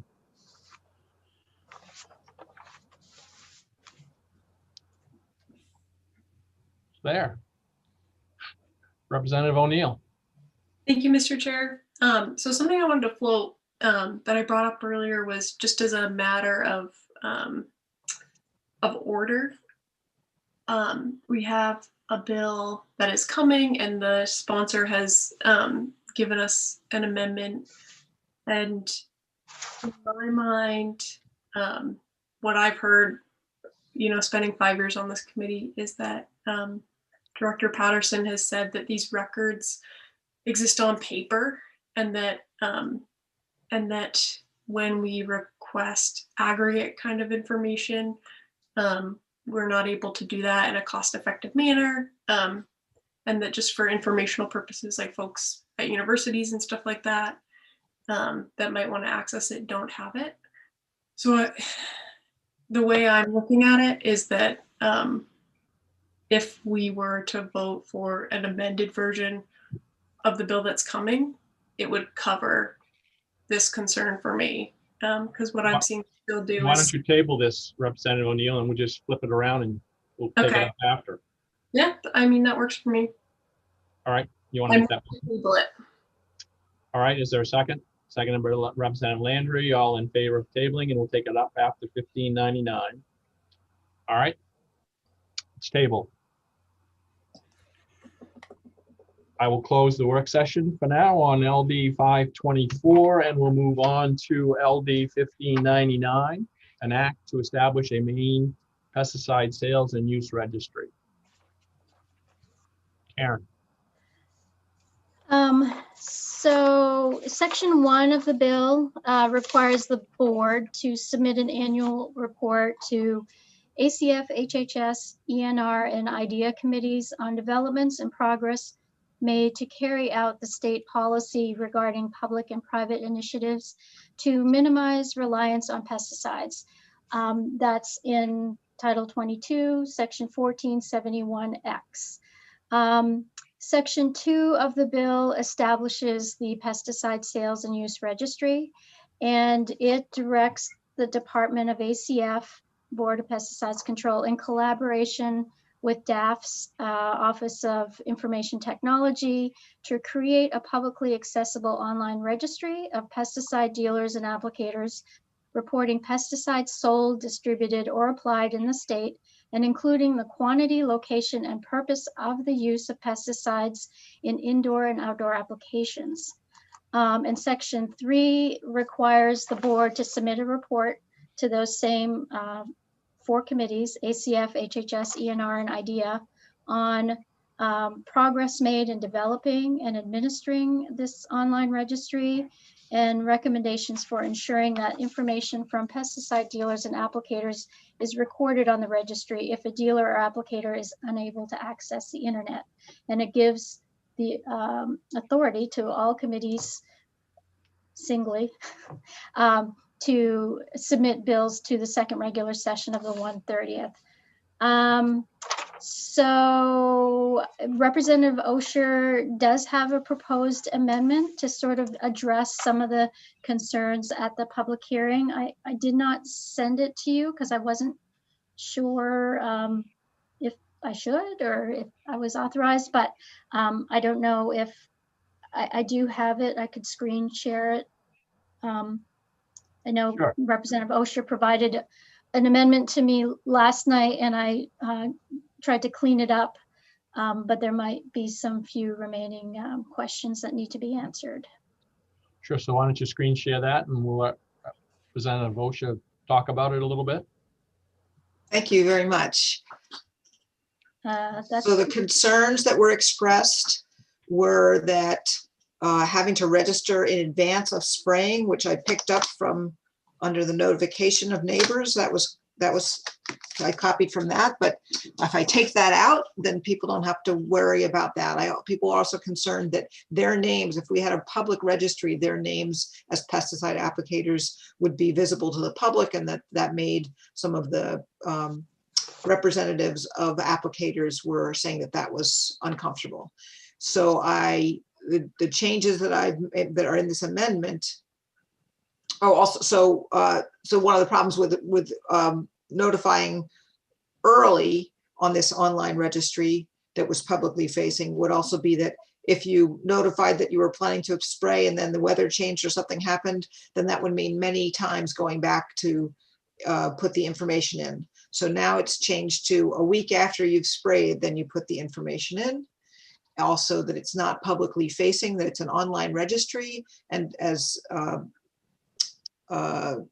Director Patterson mentioned already, people do a lot of the interface with Board of Pesticide Control online, but this, instead of having an annual report, this is requesting that they regularly update. And so, and then this provides,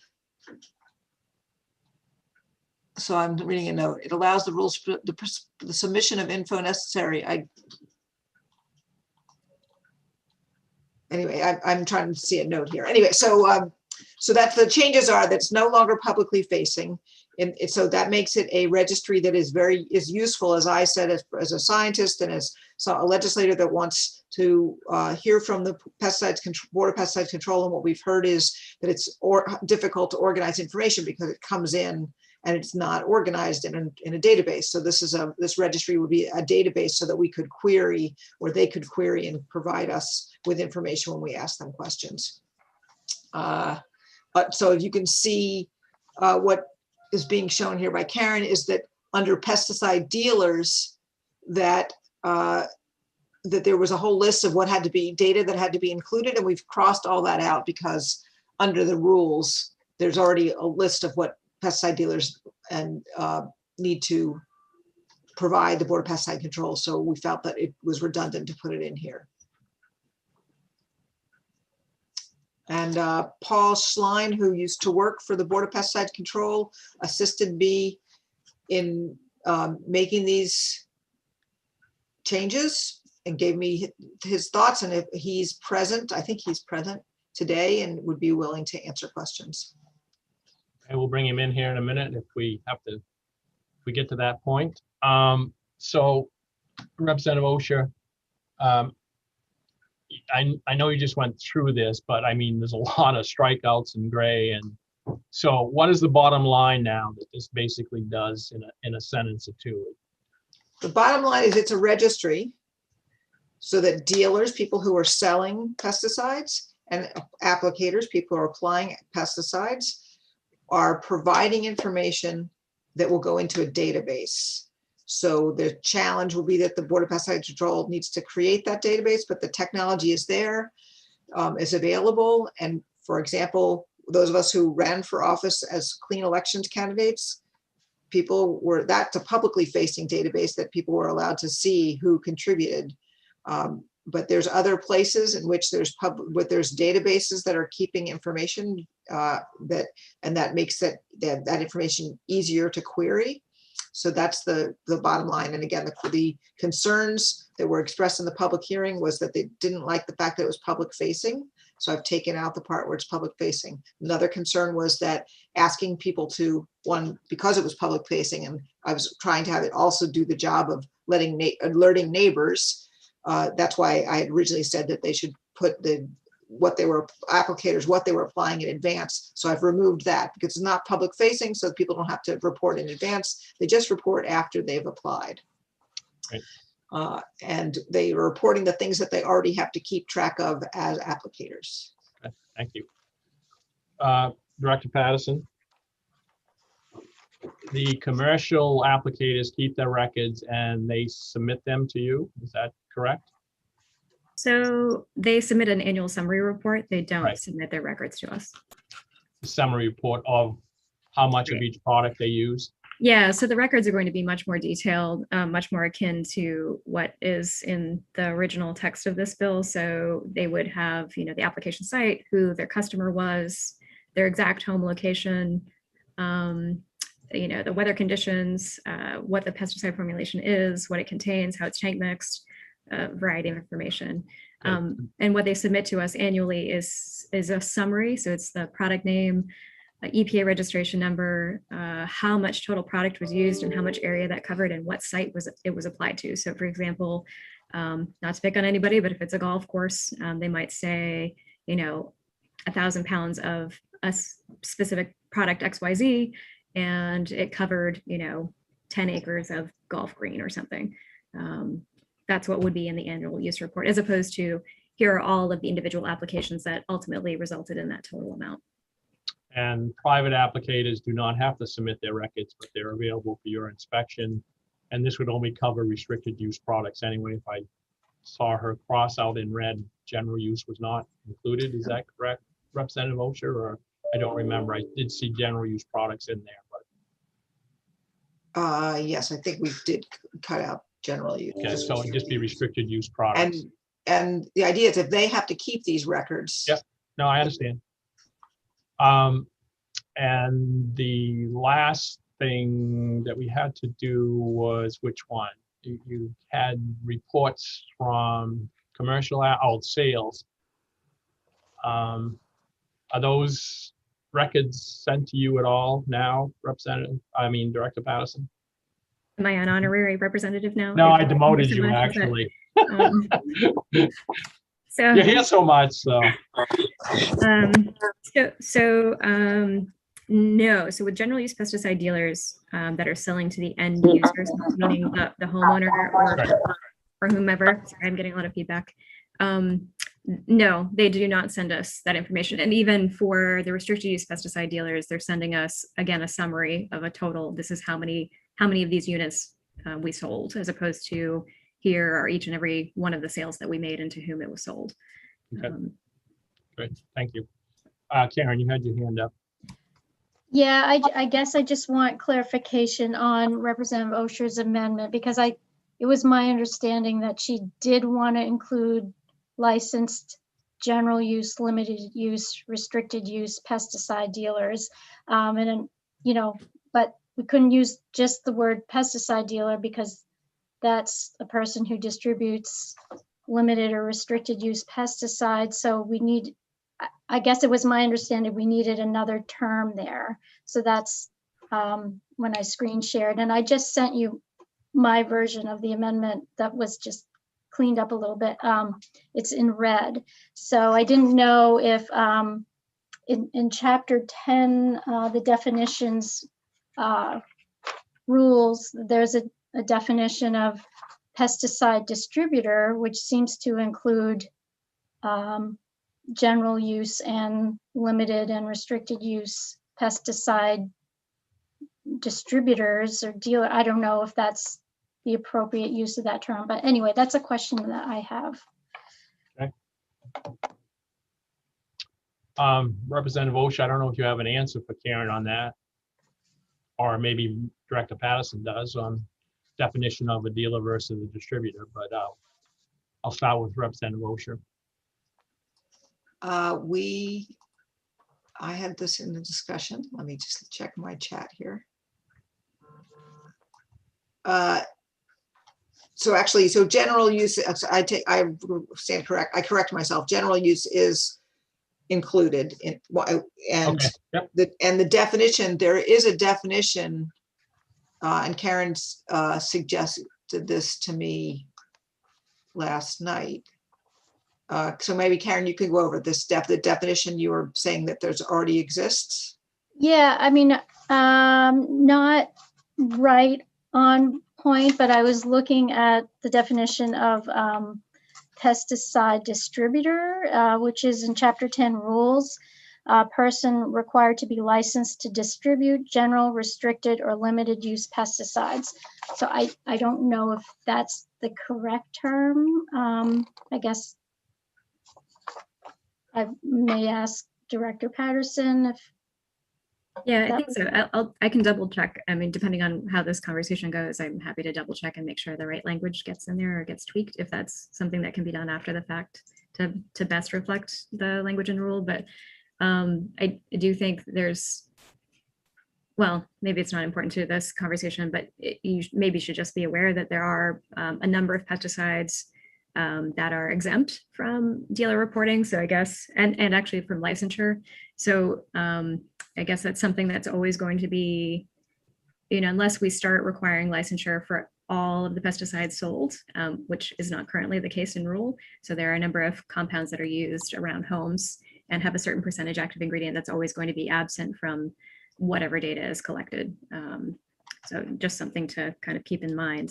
But yeah, I think the term you found is probably going to be the best way to describe the type of dealership you're trying to focus on, which is everybody who distributes pesticides that has to be licensed. So what, do you license distributors? Is there, in my mind, a pesticide distributor and there's a pesticide dealer. The pesticide dealer is when I go to the big box store and I buy something off from the retail shelf. To me, the distributor is, oh, this is Dill's distributing company. And I, in turn, send pesticides to all the big box stores in the state of Maine, as well as a whole bunch of different hardware stores, etc. So I'm a distributor. Is there a distinction in the law someplace between those two? Yeah, so I guess we have, so what you're kind of describing is maybe the difference between like a retail sale Right. to the end user versus wholesale. Right. So yeah, we delineate between those two things. We do require licensure for both. The reporting requirements are different. So if you are simply selling to the end user, you don't have to tell us what it is and to whom you sold it. You don't have to keep track of that. With regard to general use pesticides, restricted use pesticides, you do have to keep track of it at least, and then do an annual summary report for us. For those folks who are wholesale distributors, they do have to provide us with a report on what it is they sold at the end of year. So as my distributing company sells pesticides to your hardware store, I have to keep that record. But when you sell that to Karen, you don't have to keep a record of that. Exactly. Yep, All exactly. right. So does Representative OSHA's bill get to that now and says that those people now have to send you that information? And I don't know if I think that's a question for Representative OSHA, if that's what she's trying to do here. Just so I know, I'm just trying to clarify it. Am I trying to get hardware stores to keep the names of the people who not names, but you know that they've sold, you know, X units of ant spray from such and such company, and you know, X amount of weed and feed, et cetera, that they sold off their shelf. Not to that the hardware, Patterson's Hardware sold it to Karen Netto, because then I'm going to keep that information. But I'm asking is that's what this bill does, though, not the name, but Patterson's Hardware now would have to report that they sold X number of this and Y number of that. Is that correct? That was my ideal, because if the goal is to find out how we're doing as a state on the goal of reducing the pesticides applied, then this is one way to capture the data that each corporation that sells pesticides knows how much they've sold in Maine. But we in Maine don't actually know that information, but we have a way of capturing it, which is to go through a data collection through the Board of Pesticide Control. And the Board of Pesticide Control, my understanding, already is collecting data. It doesn't collect it in a way that makes it easy to query, to answer our questions or the questions to address this big question, which is how are we doing? Yeah. Are there other questions? Did you want to hear anything, Representative OSHA, from Paul Schlein? Yes, because he was unable to, he had very interesting testimony for the public hearing, but he was unable to attend, so he couldn't answer any questions. But because he used to work for the Board of Pesticide Control and understands about this kind of database management, and because he worked for the Board of Pesticide Control, he understands which parts of the things, as Director Patterson does, which parts are challenging, which parts already mimic things that the best Board of Pesticides Control might be doing. So I just thought he could answer some of our questions. Could you read in Paul Schlein, please? Cheryl? Yeah, he's there. I guess I just don't. Oh, there he is. All right. Do you have a specific question, Representative Osha? I was hoping that he would talk about the changes we made in this amendment that include taking out the very detailed descriptions of what people have to present and how the rules already require certain data to be given to the Board of Pesticide Control. Would you introduce yourself, please, Mr. Schlein? Yes. Good morning, senators and representatives and committee members. I'm Paul Schlein. I live in the town of Arousek. I was also the public information officer for the Board of Pesticide Control for 8 years, 2005 to 2013. I actually continued for 2 years after I retired under contract, and I did additional work on websites and some other things. So 10 years with the Board of Pesticide Control. And from the very beginning, my understanding of this bill, it had one single sole purpose, and that was to essentially bring back the companion part of the statute. Statute I'm referring to is the one that is the state policy to reduce reliance on pesticides, 1471X, I believe. Its companion at the time was 1471M, and that was the requirement for reporting. And this bill is intended, I believe, to go back to that point and with 1471M to pick up where it left off in 2002. As my testimony mentioned, and there was a link to the report from the Board of Pesticides back in 2000 that showed their heroic efforts to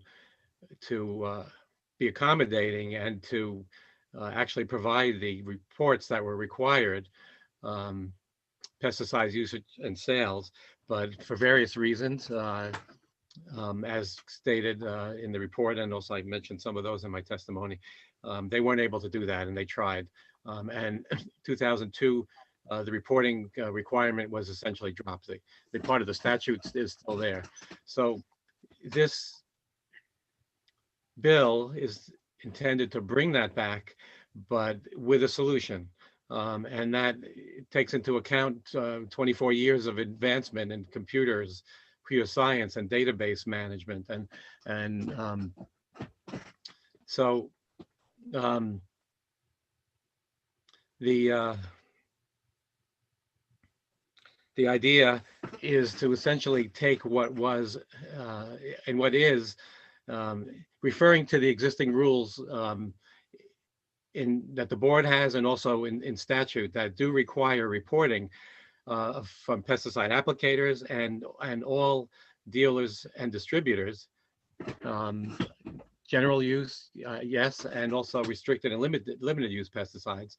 But the idea is to gather all of that information that's now presently already being asked for, whether it's in a daily log or an annual report or different periods of frequency, and convert that from what's essentially an analog form, something on paper, and put that into digital format, where it's more easily entered and more easily analyzed, and which should make everyone's job easier. It's not adding any new, the amendment clarifies all of that at this point, and it really does distill it down to the essence of the bill.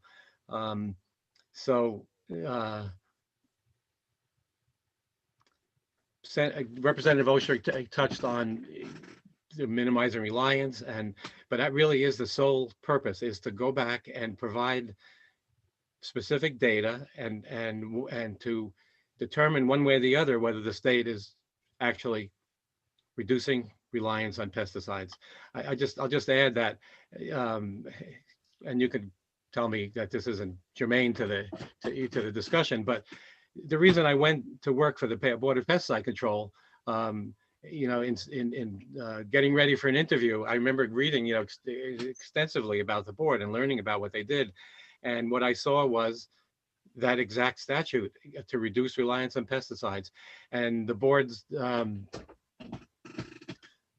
motto, think first, spray last. I just thought those were two very remarkable things and very admirable for the state of Maine to actually, you know, be promoting that. And I worked for 10 years. Probably most of my time, certainly a large majority of it, was actually on programs and things that were all directed towards doing that exact thing. The Yardscaping Partnership, the Got Pass website, you know, lots of outreach and conferences and all of those things were to directed in that, in the Yardscaping Gardens at Back Cove, major projects. All of those things were directed to that 1471X. And however, and we talked about this amongst ourselves and the staff there, and the public was inquiring, you know, where do we stand with that? What, you know, how do we know, you know, what's going on? And the only thing that actually happened in the last 24 years that I know of, and maybe there's some other minor attempts, was a concerted effort to try to put data together and what was available, and that was the resulted in that the graph that I put in my testimony that was at one point on the website for the Board of Pesticide Control, the Yardscaping website, and that very dramatically showed that you know, how specific it was and whether it was based on, you know, how it was. There wasn't any doubt in, you know, that pesticide usage based on sales and distribution was increasing a tremendous amount. So with that in mind, how can the state and the Board of Pesticide and the ACF not, you know, want to basically take advantage of, you know, modern technology now and not really add anything to the burden pesticide applicators and the community and distributors, and not really jump at that opportunity, to be perfectly honest, and set that in motion. So how will this make record keeping and reporting easy for dealers and applicators? Well, they really only have, well, okay, there's two ways that it could be done. And the first is to have a database through most likely the portal that already exists, with a form that they go in, which probably matches the forms that they use on paper right now, or could certainly even mimic that. Actually, they could actually look like the same thing online, and they're just going to be entering digitally the information that they're doing now, instead of writing it down on paper. And it's, you know, it's in, and then. Okay, so then how would this help the Board of Pesticides Control conduct research and provide analysis for bills like the ones we've taken up? There's other bills we've talked about today that are about applications. How would this help with that? That provides a very concrete, accessible database of all that information, which can be manipulated in any number of ways, as databases can. I mean, queried. So you could ask to gather that data quickly, because you don't have to go through paper. Absolutely. There's no data entry, additional data entry required, which is the way it was done 24 years ago. And that was a monumental task. No duplication of efforts.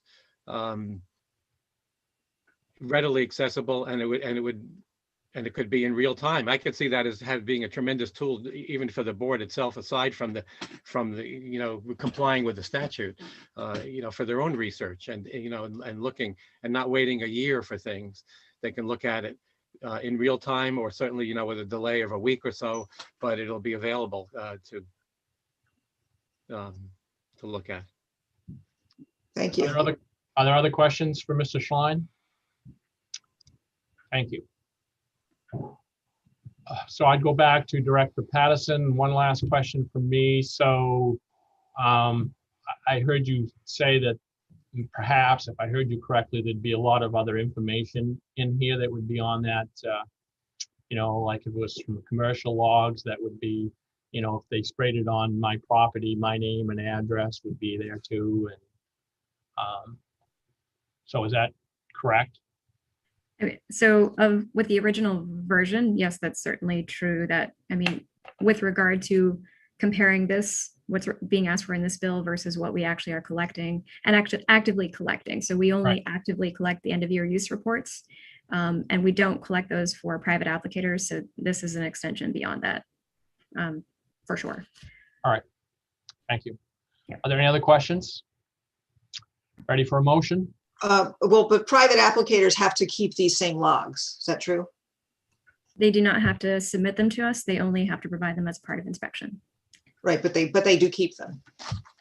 So anybody who is applying pesticides as a part of production of an agricultural commodity on their own property, or as a commercial applicator who's providing services to the public, or as a government employee, they do have to keep pesticide application logs, yes. Great, thank you. Representative Underwood. I'd like to make a motion ought not to pass, please. Ought not to pass. Is there a second? Second. It's been seconded by Senator Black.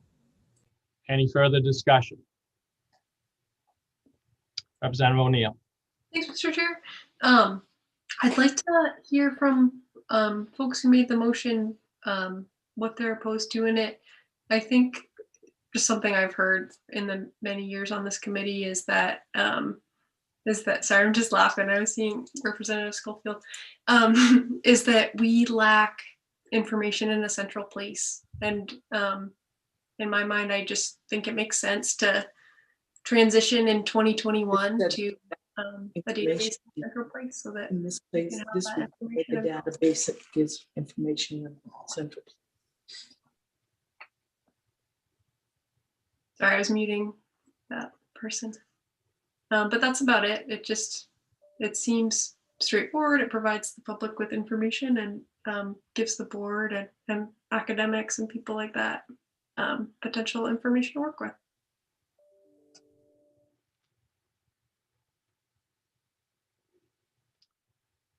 Does anybody want to respond to her question? The one thing that I can see as a potential problem is I think just a year-end, information that they have is fine.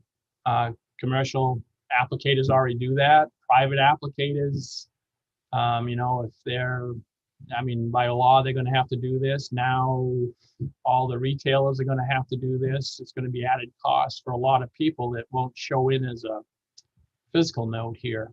But I think even though I realize, I hear what you're saying about electronic information and submitting it, and then it's got to be received by the board and sorted out. So, but anyway, Senator Black. Yes, I just think it's a lot of added burden and duplication. The hardware stores and distributors, everybody are keeping track of the records now, and I think it's doing a good job. And I don't see any need of putting more regulations on them. Representative Underwood. Government that governs the least governs the best. This is one of my primary mottos of my life. And it's true then, it's been true all over my life, and it's true today. So, and I agree with what both people have said initially regarding over-regulation. Vote ought not to pass. Thank you. Any other comments? Cheryl, would you please call the roll? LD 1599 ought not to pass. So if you vote yes, you're voting for ought not to pass. Senator James Dill. Yes. Senator James Dill, yes. Senator Russell Black. Yes. Senator Russell Black, yes. Senator Chloe Maxman.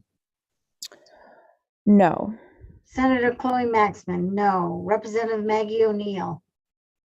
No. Representative Maggie O'Neill, no. Representative Randall Hall. Yes. Representative Randall Hall, yes. Representative Thomas Schofield. Yes. Representative Thomas Schofield, yes. Representative Lori Osher. No. Representative Lori Osher, no. Representative Joseph Underwood. Yes. Representative Joseph Underwood, yes. Representative Scott Landry. Yes. Representative Scott Landry, yes. Representative Bill Pluker. No. Representative Bill Pluker, no. Representative Jeffrey Gifford. Yes. Representative Jeffrey Gifford, yes. Representative David McCray. No. Representative David McCray, no. Representative Susan Bernard. Yes. Representative Susan Bernard, yes. 8 yes, 5 no. Minority report. Ought to pass as amended as described by the sponsor. So on that front, I will work with Director Patterson on the precise term we should use. I'm thinking it might be pesticide dealer. I'm kind of looking to you, Representative Osher, since it was your amendment. And then also, I know you wanted to refer to Chapter 50 rule, but we can't do that in statute as the chapter number is somewhat arbitrary. So I could include language, you refer to this section, statutory section, but I could also refer to as required by the board by rule in those two places that Chapter 50 was mentioned. Thank you. Okay. All right, we'll close the work session on LD 1599 and we'll go back to LD 524. If I can have a motion, take it off the table, please. Then moved by Representative Landry, seconded by Representative O'Neill. So Karen, take us back to where we were.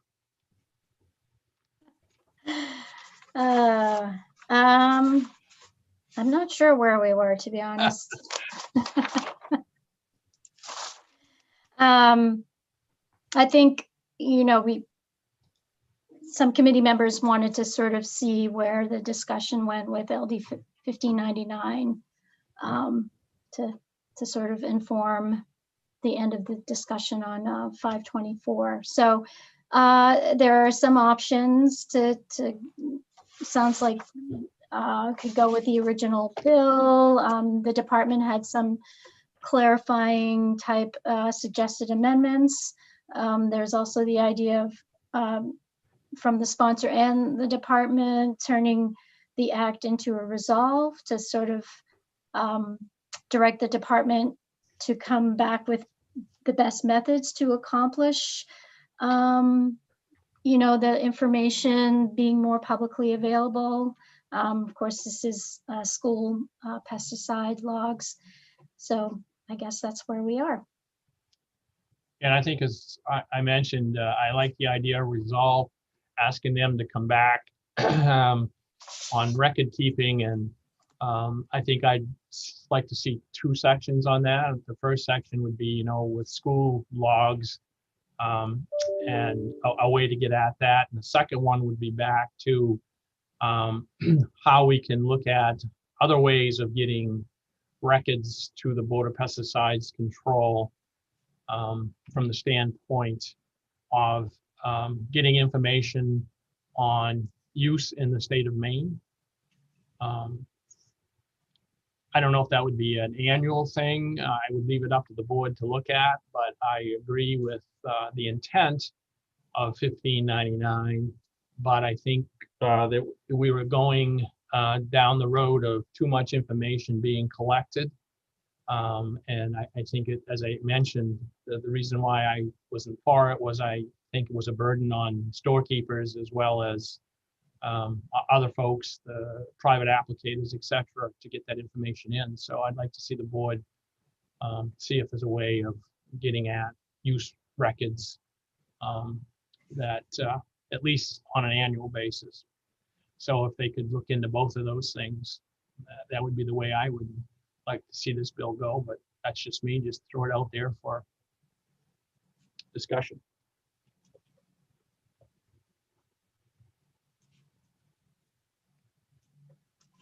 Other thoughts from anyone?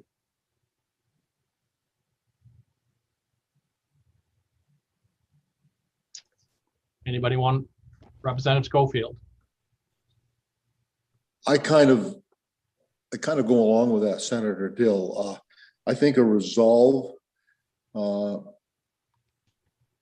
asking the department to answer the questions that you just articulated a few moments ago, the numbers, the quantity, the overall impact, the overall look of things on an annual basis, I think would be a good way to begin. And if going forward over the coming years, we find that's not adequate, or the legislature in those days finds it less than adequate, they can deal with it. But I think that would be a good start. So I would make a motion that we turn it into a resolve with those things that I just mentioned in mind. Thank you. Thank you. Is there a second? Seconded by Representative Hall. So what I'm kind of hearing is that we would ask the board to look into the best methods of collecting this information as we go forward, and in kind of two different areas, the school records, as well as, sales and use records of private applicators, as well as commercial applicators, and somehow sales records, but what is best for them on how to collect that information and make it available in a searchable database. So we're not asking them to necessarily have it available, but work at it and report back to us next year on what might be able to go forward. Is that right, Representative Schofield? Yes, their suggestions on how, yes, on their suggestions on how they might be able to move this forward. So to provide the information that we are searching for. Thank you. Okay, thank you. Representative McCray. Yes, just a quick one. I was concerned about the report back. Then I heard the word report back. Do we have a date specific on that? We haven't. Should we? Yeah, we probably should. It's the short session, so I'm going to say probably early January 1st, or. Yeah, that's what I was going to suggest. Thank you. Sure.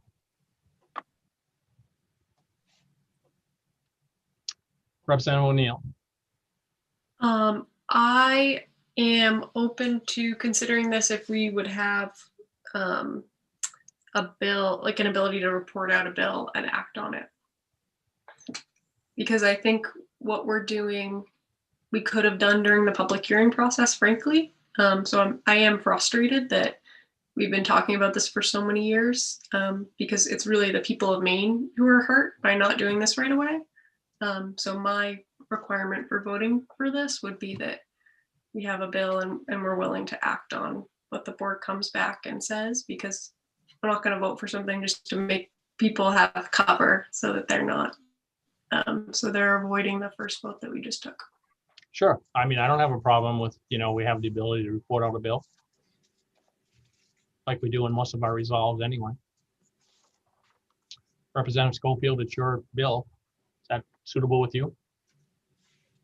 I think I'd rather have it be a resolve. I think. No, it is a resolve, but it just okay. gives us the ability, if we want to, after we get their information, if we want to put in a bill, we can. Yes, thank you. I understand now. Thank you. Right. All right. Any further discussion? Seeing none. Cheryl, would you call the roll, please?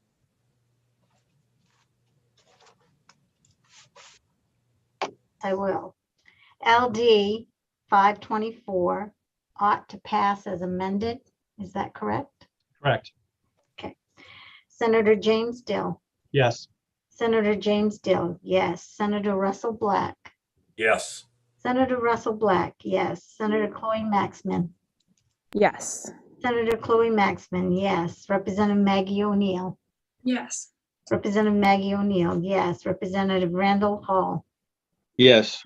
Representative Randall Hall, yes. Representative Tom Schofield. Yes. Representative Thomas Schofield, yes. Representative Lori Osher. Yes. Representative Lori Osher, yes. Representative Joseph Underwood. Representative Joseph Underwood. You're muted, Representative. Representative Joseph Underwood. Yeah, no, it's not needed. Representative Joseph Underwood, no. Representative Scott Landry. Yes. Representative Scott Landry, yes. Representative Bill Pluker. Yes. Representative Bill Pluker, yes. Representative Jeffrey Gifford. Yes. Representative Jeffrey Gifford, yes. Representative David McCray. Yes. Representative David McCray, yes. Representative Susan Bernard. Yes. Representative Susan Bernard, yes. 12 yes, 1, is it ought not to pass? Representative Underwood, Yes, ought not to pass is correct. thank you. On LD 524, an act to require schools to submit pest management activity logs to the Board of Pesticides Control and posting of inspection results for the purpose of providing information to the public. It's ought to pass as amended, 12-1-0. Representative Schofield, do you have a question on this? Or is your hand just still up? Okay. I will close the hearing, the work session on LD 524. And that leaves us now back to Representative O'Neill and LD 808. Oh, thanks, Mr. Chair. Am I taking over? All right, give me a second. I might have to run because I'm waiting for a notice about a public hearing. Actually, with Representative Bernard's other committee. All right, so I'm going to open up the work session on LD 808, like Senator Dill said, and Karen, I'd ask you to give us an overview of the bill, please. Sure, thank you, Representative. So LD 808 is an act to clarify the funding for the University of Maine Cooperative Extension Diagnostic and Research Laboratory.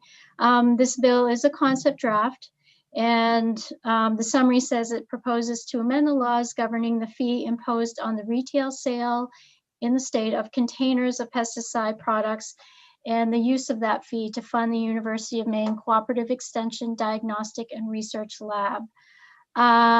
So as you all know, Public Law 2019, Chapter 548 went into effect last June, and we did hear testimony from folks that implementation of the pesticide container fee has been problematic for retailers. So there were proponents of the bill include the Maine Grocers and Food Producers Association and the Retail Association of Maine. No one is opposed to LD 808, and we did hear testimony neither for nor against from the Board of Pesticides Control and Maine Revenue Services. I do know that Senator Farren, the sponsor of this bill, has a proposed amendment. And there were requests that Christine Cummings from Maine Grocers and Food Producers Association, as well as Curtis Picard from the Retail Association of Maine, be present to answer questions at the work session, as well as someone from Maine Revenue Services. So there are folks here to ask questions about that. I could go over Senator Farren's amendment, or you can have him go over it. I don't know if he's in the attendees. It would be helpful to have an overview. I'm going to look at attendees. He is not here. He was here earlier today, but he's not here now. Okay. So I'll just share my screen if that's okay. Please. I did send it to you all, but and it is posted on the web, on the committee's webpage. So basically, it amends, it strikes everything. Well, there is nothing there, so it would amend the provision on registered pesticides. So let me just grab my copy here.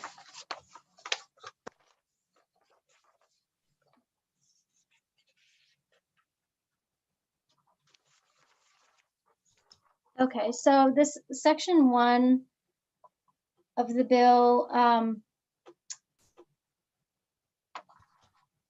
the amendment would require the list of currently registered pesticide products generated and maintained by the board also include the corresponding universal product codes for each product.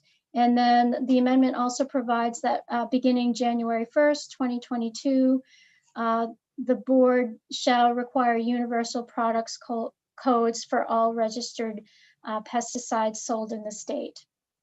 And then section 2 of the bill requires the board to submit a report no later than January 15 of each year to this committee on the use of tick laboratory and pest management fund monies. Then section 3 of the bill provides that the pesticide container fee be reduced from 15 cents to 12 cents, and also provides that the fee be collected by suppliers rather than at the point of sale by retailers, which is why the fee is reduced by 3 cents. So it would be collected by suppliers, including distributors, vendors, wholesalers, and brokers for internet and mail order sales to retailers and direct sales to consumers. And then finally, it adds to the list of exemptions a restricted use pesticide. So I did have some questions. I don't know if paragraphs A and B under exemptions are necessarily needed anymore, if it's no longer a fee imposed by retailers. And then I think the intent of the new paragraph D would be that it would include any pesticide or pesticide use classified for restricted use, including limited use. So it would include, restricted use pesticides that are automatically restricted because the determination has been made by the US EPA. And then there's restricted use pesticides that the state determines by rule are restricted use pesticides. And then there's a subset, that's my understanding, of limited use pesticides as determined by the state. So I believe the intent of that paragraph is that it includes all of those categories. So that's Senator Farron's amendment with, we have a few outstanding questions, clarifications, and it's my understanding he would defer to the committee on those. Thanks, Karen. So seeing no other hands up, I had a question about, okay, so that restricted use piece doesn't apply anymore because it's not retailers handling it, correct? You're talking about the exemptions under section 4 of the amendment? Yes, or is it exempt? I thought it was removing an exemption, but is it creating an exemption? It's creating an exemption in that new paragraph D. Okay. Yeah, I'd be curious about the thought process on that. I see a question from Representative Fluker.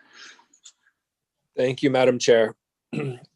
So Karen, this fee is going to be collected by suppliers or distributors, vendors, wholesalers, and brokers. So what does that mean? What does that mean?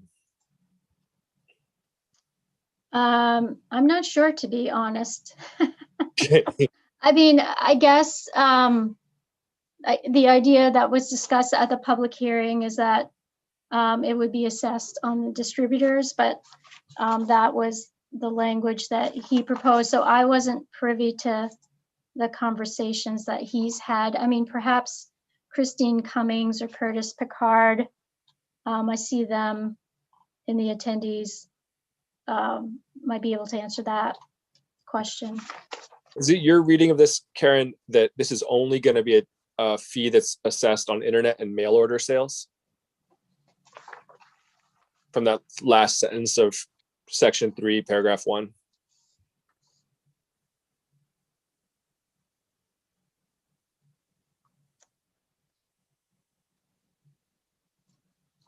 Yeah, I see what you mean. I'm not sure that that's the intent.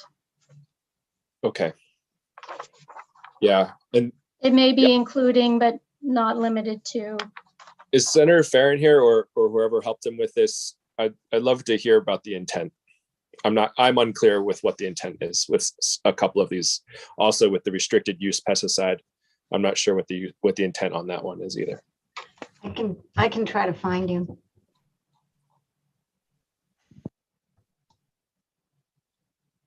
In the meantime, I see Senator Black. Thank you, Madam Chair. I'm not sure, but I'm wondering if that wasn't to take the burden off of my retail stores and just put it back on the large, the bulk distributors. And I don't think it was ever intended to be on restricted use back along. I don't think it was on restricted use before, but I might be wrong in that. Thank you. I think you're right that if it was sold at a retail location, that restricted use wouldn't have fallen under that, right? But I just wonder if it's fair to separate it out. So if you're a regular Joe person, you end up paying that fee at retail price probably, but you don't if you're an applicator. And so that's part of why I just shared Representative Booker's question about it. Why distinguish, I guess. Oh, Representative Booker. Sorry, I forgot this. And just to clarify also that organic farmers don't use restricted use pesticides, so it still apply to all organic farmers. Okay, thank you. Is the sponsor here? I'm calling him now. Okay.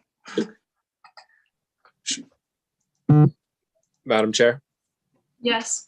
Would it be appropriate to table this and bring it back for conversation after?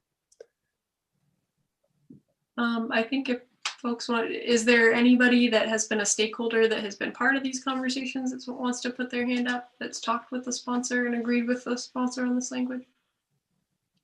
I don't know if Christine Cummings and Curtis Picard or even Maine Revenue Services have been part of those conversations, but I see all three.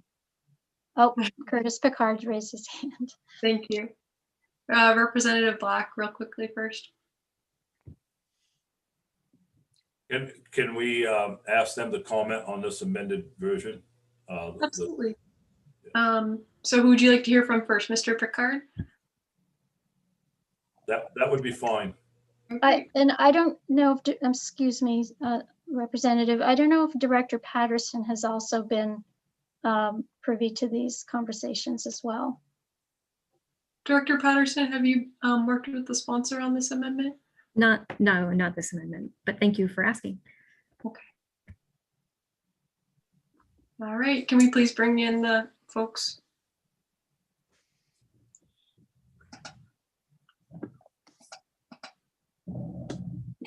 I'm sorry, I was on the phone. Who would you like to see, Representative O'Neill? Curtis Picard, please.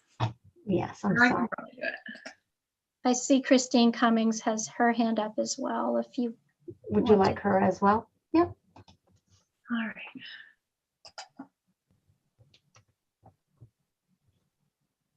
All right, Mr. Picard, thanks for being here. So can you let us know what your conversations with the sponsor have been about this? Sure, Representative Neal and members of the committee. I am Curtis Picard, President CEO of the Retail Association of Maine, for the record. This is the first we've seen the amendment. We saw it this morning, but I will tell you, and we shared this in our public testimony as well, we conducted a number of stakeholder meetings over the last year on this issue, and the idea of shifting the fee to the distributor level also posed a number of challenges as well. I know Christine has a member from AG of New England who was part of those stakeholder groups. I don't know if he is available. He can talk more directly about it, but one of the things I can bring for consideration is, especially with large retailers, their distribution centers aren't always located in Maine. So while they may be taking these products at, say, a New Hampshire warehouse, they're not really going to be able to segregate which of those products are coming to Maine versus other states, which is why it's still going to be a challenge to track and collect a fee if it gets shifted to the distributor or wholesale level. So we know this is a challenge. And that's why we brought this bill forward. Is it's not working for collection at retail. We know there's challenge at the distributor level. If there was an easy answer to this, we certainly would have brought it forward. I know there's been talks with the administration about doing some sort of funding for this in the next change package. I don't know what the status of those conversations are currently, but I know that was an avenue that was being explored as well. All right, thank you. And Ms. Cummings, do you have anything to add to that? Good afternoon. I just wanted to reiterate some of the points. Both Mr. Picard and I have been working on this, and I do have a few members here as a part of the discussion as well who could speak to the complexities and their exercise working through the pilot program over the last year, trying to implement this. And I think hearing firsthand from them may be important to understand that even though this would be taking the burden off of retail, it would simply be shifting the complexities from one to another. And so if you would like to indulge them or learn more, they're certainly available. So thank you. Thank you very much. Something I'd like to hear first is some information from MRS. If we could bring in the representative of MRS to talk about how a tax on a distributor or wholesaler would work. And who is that? It's Elena Patterson.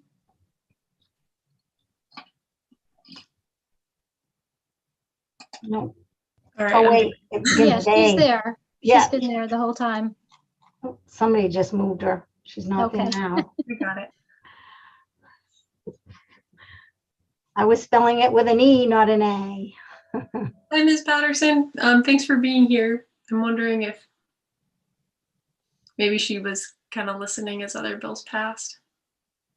So she's not in front of her computer. All right. There she is. Oh, hi. I'm new to this. Hi, my name is Elena Patterson. I am a tax policy analyst in the Sales, Fuel, and Special Tax Division of Maine Revenue Services.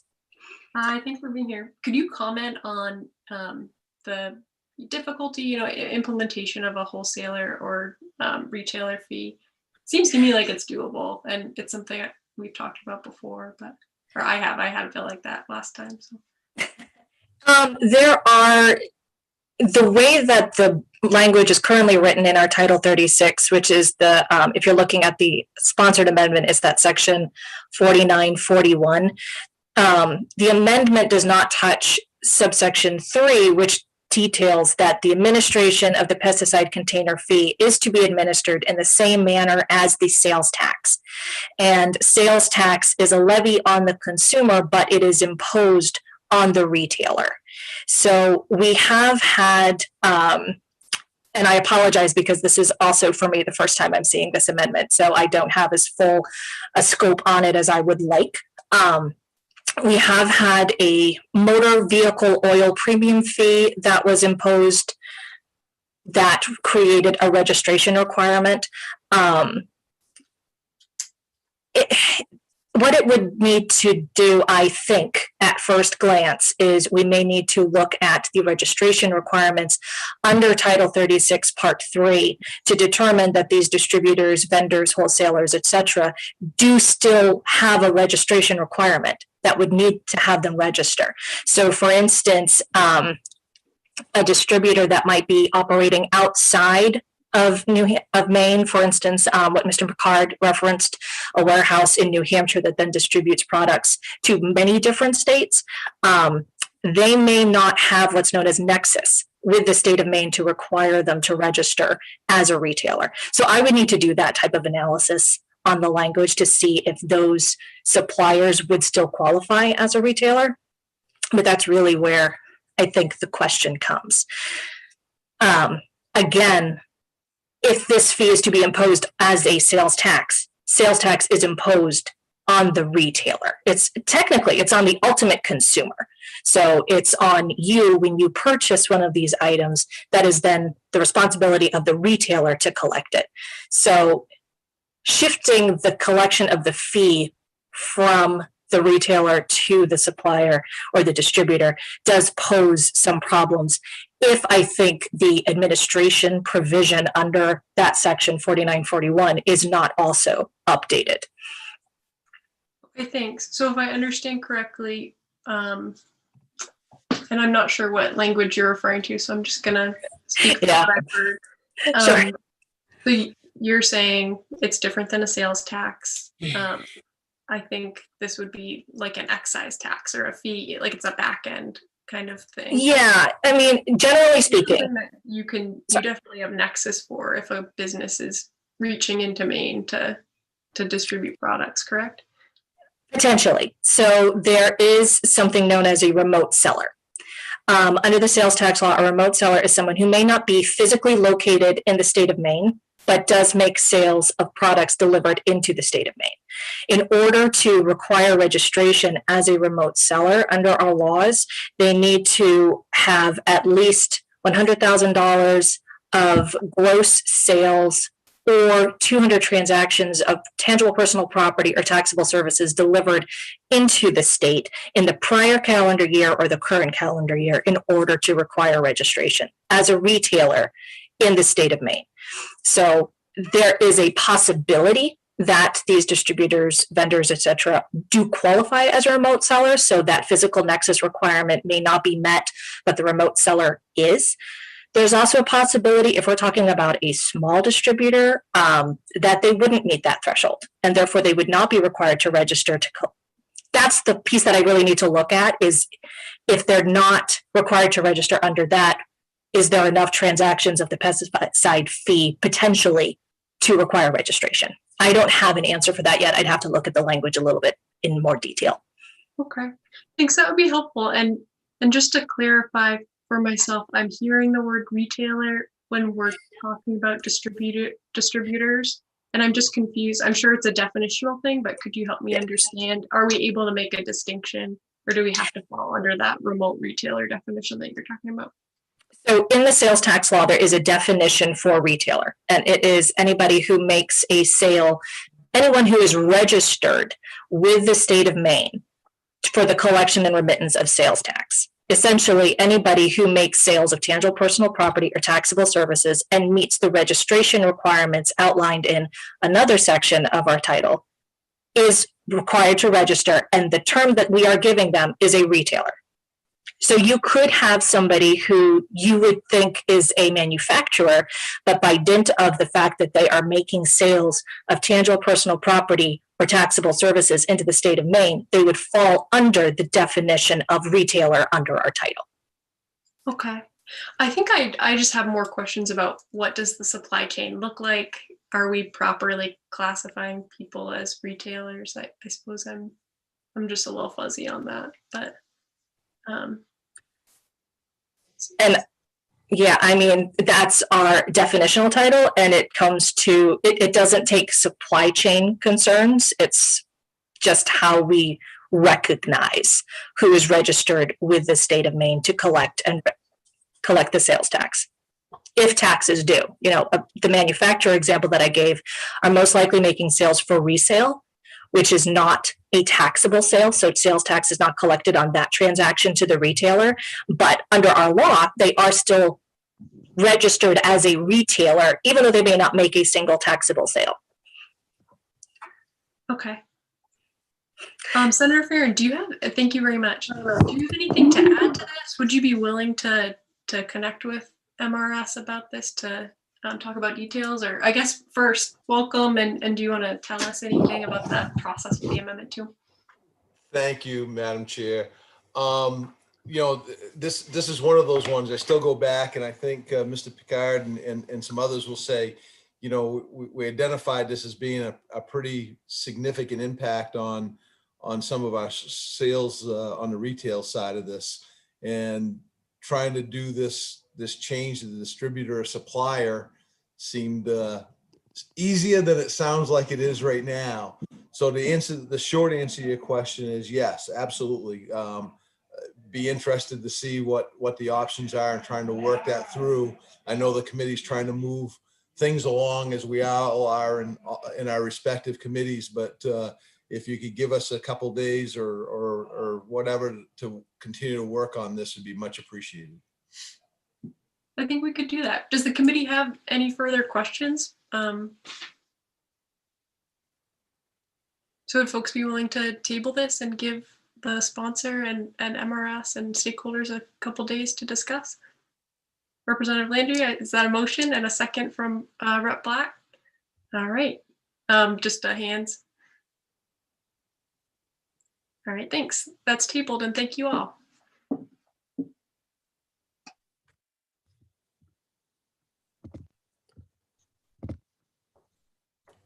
Thank you, folks. Oops, I muted myself. Thank you.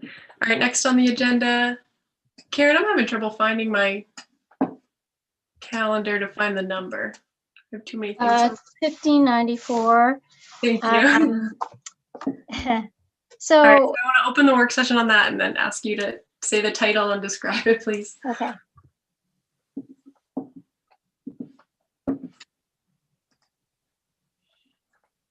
Oh, did you open the work session? Do you want me to go ahead? Or? Oh yeah, that was it. I just okay. saying the words I had to say. Yeah. So this is an act to suspend the collection of the container fee for hand sanitizer and sanitizing wipes during the COVID-19 pandemic. The committee may want to table this one as well, but I can, given that we don't really know what's going to happen with 808 at this point, but I can go ahead and do the overview and you can take it from there. So there was no testimony in favor other than the sponsor. And since putting in the bill, she did come to understand that hand sanitizers and wipes designed for hands are not classified as a pesticide. However, she did say she wasn't clear that this is 100% clear to all retailers, and she did indicate that some retailers may be imposing the fee. But her intent, I guess, at the public hearing was that it would apply to surface sanitizing wipes that are technically classified as pesticides by the board. And it seems like a bad time to begin imposing a fee on these particular products during a pandemic. So she did suggest an amendment to reflect this correct designation of surface sanitizing wipes as pesticides and to create a moratorium on the fee until the pandemic is over. And then another suggestion Representative Tepler had was to ask, to instruct the department to work with retailers to better inform them of the items on which the pesticide container fee is imposed. So there was no testimony in opposition. The department and Maine Revenue Services in writing only, but the Department of ACF was at the public hearing. And they did talk about, the definition of a pesticide, that consumer products that are used to sanitize the human body are not pesticides, but are regulated as medicines. Therefore, hand sanitizer and hand sanitizing wipes are not pesticides, but are instead considered drugs that are regulated by the FDA, and they're not subject to the fee.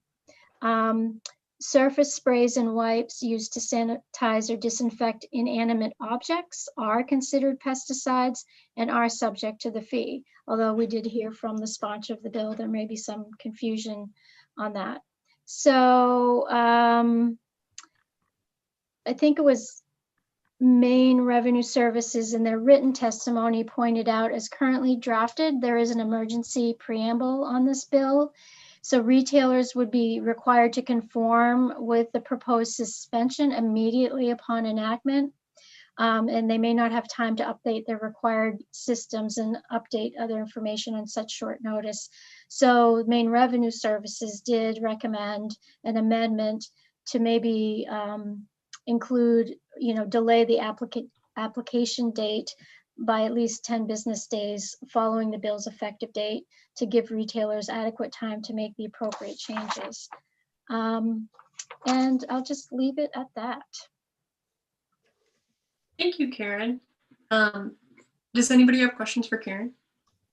All right, seeing none, I see the sponsor here and I want to welcome Representative Tepler if she'd like to add anything on the process she's gone through. Thank you, Chair O'Neill. I am concerned about whether or not the message is passing clearly to retailers about what is and what isn't on the pesticide list. And it sounds to me like this committee is still refining and defining that to begin with. So that is a problem for the fee being imposed. Perhaps you want to consider an overall halt to the fee until you determine what it's appropriately imposed on. But that's not my business. In terms of this bill, I am very open to MRS's suggestion that retailers be allowed 10 days to realign their cash registers and hold off on the 15-cent fee per container on wipes, sanitizing wipes for surfaces. But I do think this is not a good time to be charging an additional 15-cent fee on sanitizing wipes. People really do feel more comfortable wiping down surfaces, doorknobs, shared spaces. Certainly in any public space, surface wiping is happening on a regular basis. So I think it's important to consider that. Thank you. Thank you, Representative Tepler. All right, so do I see any questions? I'm wondering where the committee is, if folks want to move along with this, and then if there is some harmonizing to do, we can do that when we get Senator Farron's bill, but Senator Black. I think it would be prudent for us to table this at this time and take up 808 first, and then we would know where we're at. There's a possibility that things are going to change, and as we've also heard that there might be a possibility of general funding for this instead of the fees altogether. So I think we ought to. My suggestion would be that we would. I don't know what the rest of the committee feels, but I would think we might want to consider wait until after we do 808. Okay, I think, thank you, Senator Black. I think that works for me for the reason that they're going to come back probably by Thursday anyhow. So I think we could quickly take a vote on this before we have session to make sure that folks get this exemption. But we have a few days anyway. So does that work okay with everybody? All right, can I get a motion to table the bill? And thank you, Representative Tepler. All right, motion by Hall, seconded by McCray. Hands. All right, thank you very much. All right, so we'll take that back up Thursday. Thank you, committee. I'll see you later. All right, so let's look at where we are on the list. I'm sorry, I gotta pull it up. Right now would be the 1611, which is the harness racing bill. Thank you. All right, I move that we open work session on that. And Karen, could you please give a description of that bill? Sure. So sections 1 and 2 make changes to the definition of commercial track. And to be honest with you, it looks like they've just taken some provisions of current law and put it into the definition under 275A subsection 1. So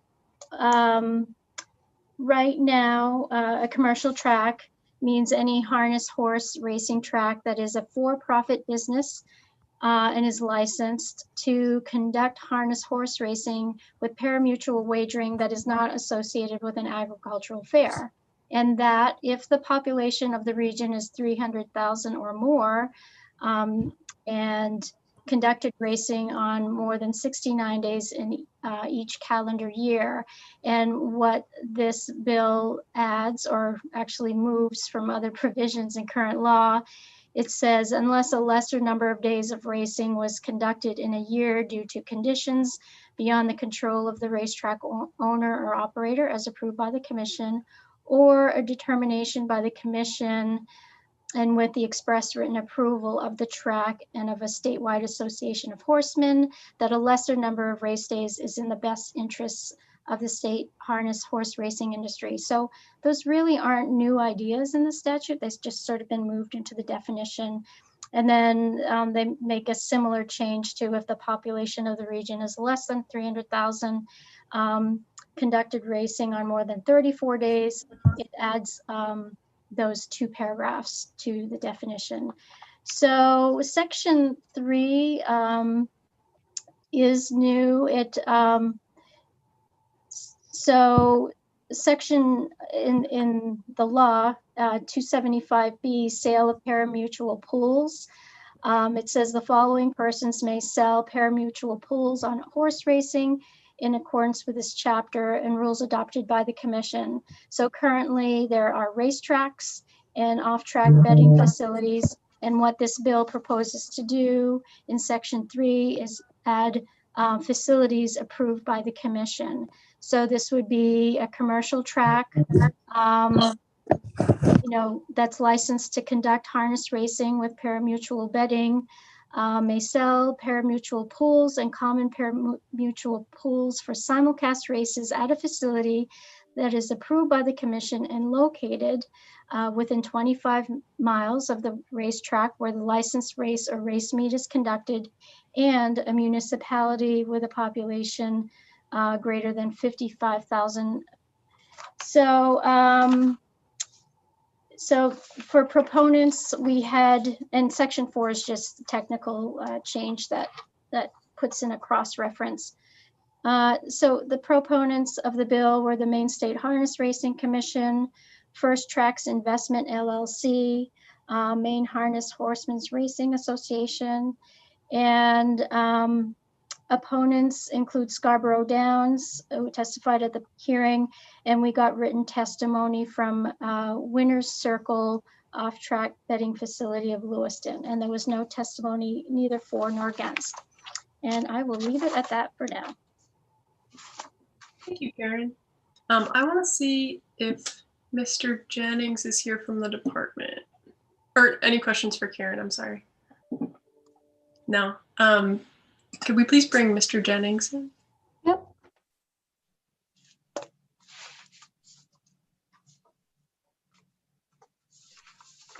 Taking him a while. Where is he? There he is. Out of the black hole. Welcome, Mr. Jennings. Thanks for being here.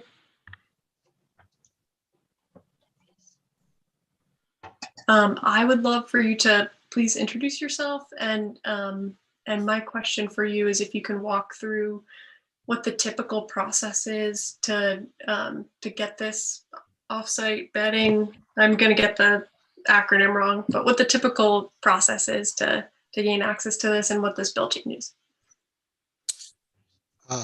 Thank you, Representative O'Neill. Can everybody hear me? Yes. Okay, good. My name is Henry Jennings, and I'm the Executive Director for the Maine State Harness Racing Commission. It sounds like your specific question is about the second part of the bill relating to the so-called simulcast provisions in off-track betting facilities. So I'll attempt to clarify that for you. there are two ways to conduct wagers or on harness racing that occurs at remote tracks or tracks that are not where the racing is occurring, and that can happen at a commercial track where when you get a commercial track license from the commission, you automatically get authorization to conduct what's called simulcasting, which is the ability to watch racing at other tracks on televisions and place wagers on those races. That must be essentially at the location where you conduct racing, or it could be at a slot machine facility associated with the track, which really is what goes on at Bangor. The other way to bet on harness racing or horse racing in general at locations separate from where you are is through an off-track betting facility. And in order to get that kind of a license, there's a fairly elaborate process which requires municipal approval and sign-offs from the other licensed entities if they are within certain, I guess, distances from where you propose to have your facility. So there's two different ways to do it. It's spelled out in 275D of Title 8 for the off-track betting facilities, and I think it's in 271 of Title 8 for the commercial tracks. This amendment proposes to allow a commercial track to have their simulcast facility at essentially a separate location than the track itself. And that's already allowed in the case of a commercial track that is associated with a company with slot machines. So that's already happening in Bangor. But this would be something, there's only two commercial tracks in the state of Maine. There's Bangor Historical Track, and there's right now there's First Tracks Cumberland, which is racing at Cumberland Fairgrounds in an interim condition, if you will. So it would, I presume that the intent would be to allow First Tracks Cumberland to host their simulcast at a different location than at Cumberland Fairgrounds. Thank you. So as a follow-up, just to see that I'm following, so the track, can you explain again what this is going to separate when you mentioned Cumberland? So this law is to make an exemption to the typical rule for one particular person. I'm trying to understand what that situation is, if you could describe it. Well, I don't, it certainly doesn't specify any particular, one beneficiary of the proposed amendment. But so First Tracks is racing at Cumberland Fairgrounds, and that's a difficult location for them to host simulcast racing, just because it's kind of removed from the population, if you will.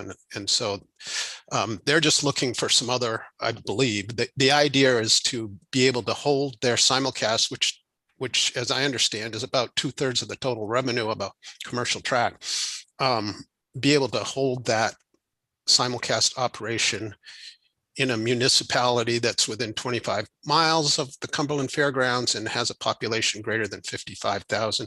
I'm told that points towards Portland. I haven't actually researched the mileage or the population of the various communities within 25 miles of Cumberland Fairgrounds, but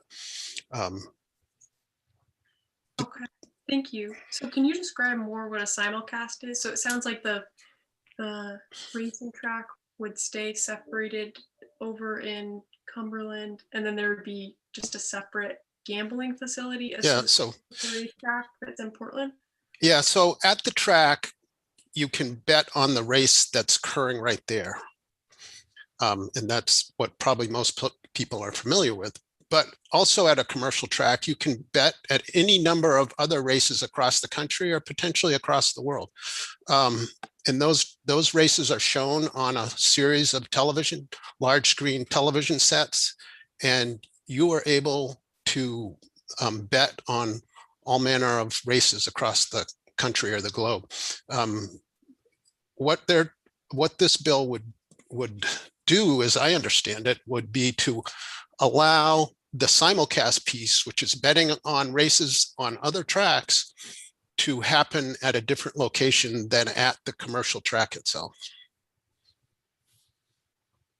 Okay, thank you. And can you, it's probably a hard political question, but I'm not as familiar with, I've heard folks describe the Bangor facility and like a bit of separation that exists as something that potentially hurt the actual horse racing that took place there. And, you know, maybe in my lack of knowledge, I'm wading into a political area, but I'm just wondering if you could comment on that and what consensus is about that separation that's taking place. Well, I think it's a complicated and difficult question, and certainly political. I think and I don't think I want to be, it's a difficult question, but I think as originally envisioned when the legislature authorized the casino that's in Bangor, that it was in conjunction with a commercial track. And that's across the country. A lot of times that's what's happened, is casinos have joined with commercial tracks so that both operations can be essentially unified and operate together. In Bangor, they ended up moving the casino down onto Main Street. And so it's, I don't know what it's 1,000 feet or something away. I think there's some sentiment that may have resulted in drawing fewer people to the harness racing track. In this case, I think the opposite problem may be the real issue, and that is you've got First Tracks trying to operate in a very rural kind of remote location that's distant from the population. So I think they may be up against the opposite issue than Bangor had, because you know, in the Bangor circumstance, both entities were squarely in the city of Bangor. So they were in a population center. What's going on with First Tracks currently is that they are not in a population center. And so hence, I think that's the logic to the proposed amendment. Okay, thank you. I see a question. I'm not sure who had their hand up first, so I'll call on Senator Black, please. Thank you, Madam Chair. Thank you, Mr. Jennings, for being here. And, you know, I might not have this completely right, but the harness people are trying to and want another commercial track. And at this point in time, the only commercial track available to them is Cumberland, which you've already stated is in a rural area. And they really need to get this off and move to a newer location.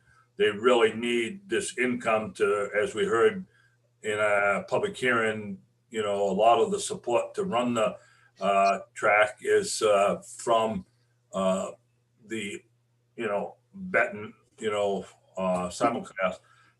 Am I correct in saying that they basically need this income to operate and to move forward with the commercial track and get them located together somewhere down the road? Well, so there's two pieces to it, I think. Again, I can't speak for the track. I don't know if there's anyone for the track on the Zoom call, but all I would try to do is suggest that yes, there is a process underway to build a new track somewhere else, and I know that's ongoing, and I'm very hopeful about it. But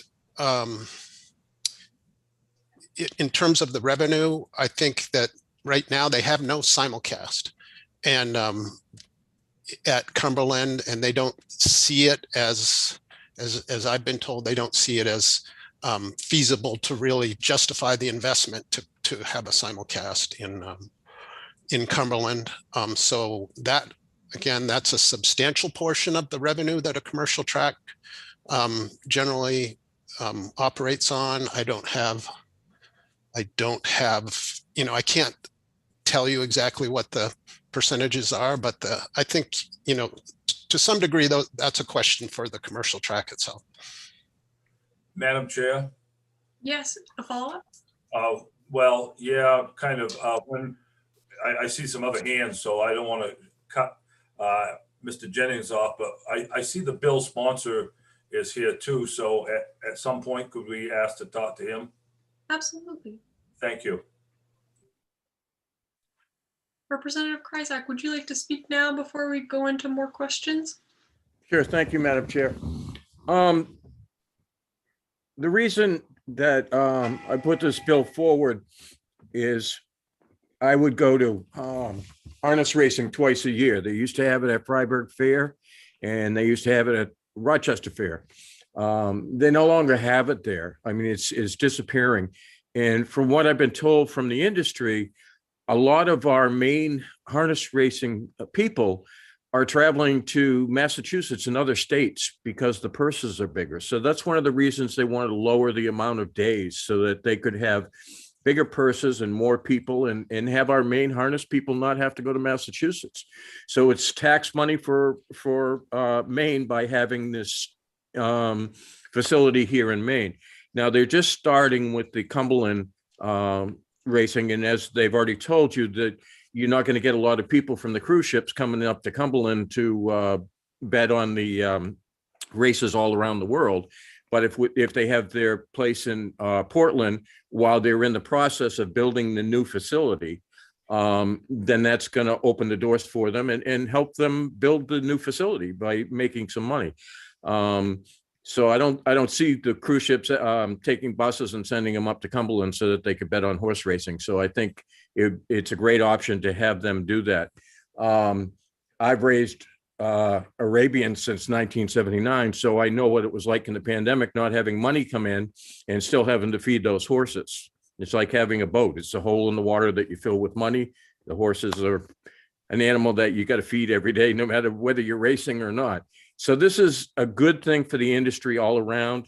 It's a good thing for Maine because it's going to bring a lot of tax dollars back into Maine that are now going to Massachusetts, New Jersey, and wherever else that the harness racing, our harness racers are going. And I look at it as you want to go out and play baseball and you only have your brother or your sister. You can't play the whole team. So if you have a harness race with only 2 horses compared to a harness race that has 10 or 12 or whatever the amount that they're allowed to have in the size of the track, it's a lot more interesting and it's going to draw a lot more people. So this bill gives the harness racing industry the freedom to move forward in this time, especially coming out of the pandemic. Thank you.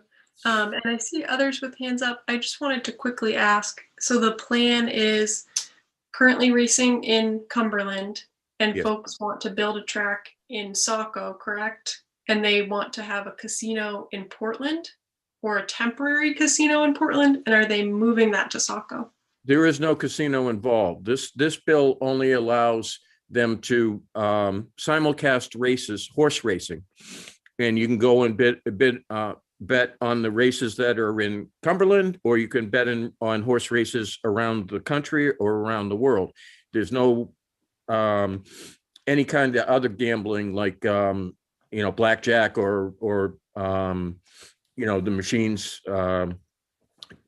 So it's not a casino, it's a simulcast. So they're going to film races as they're happening, and you can watch the race, whichever one you want to watch, anywhere around the world and bet on that race.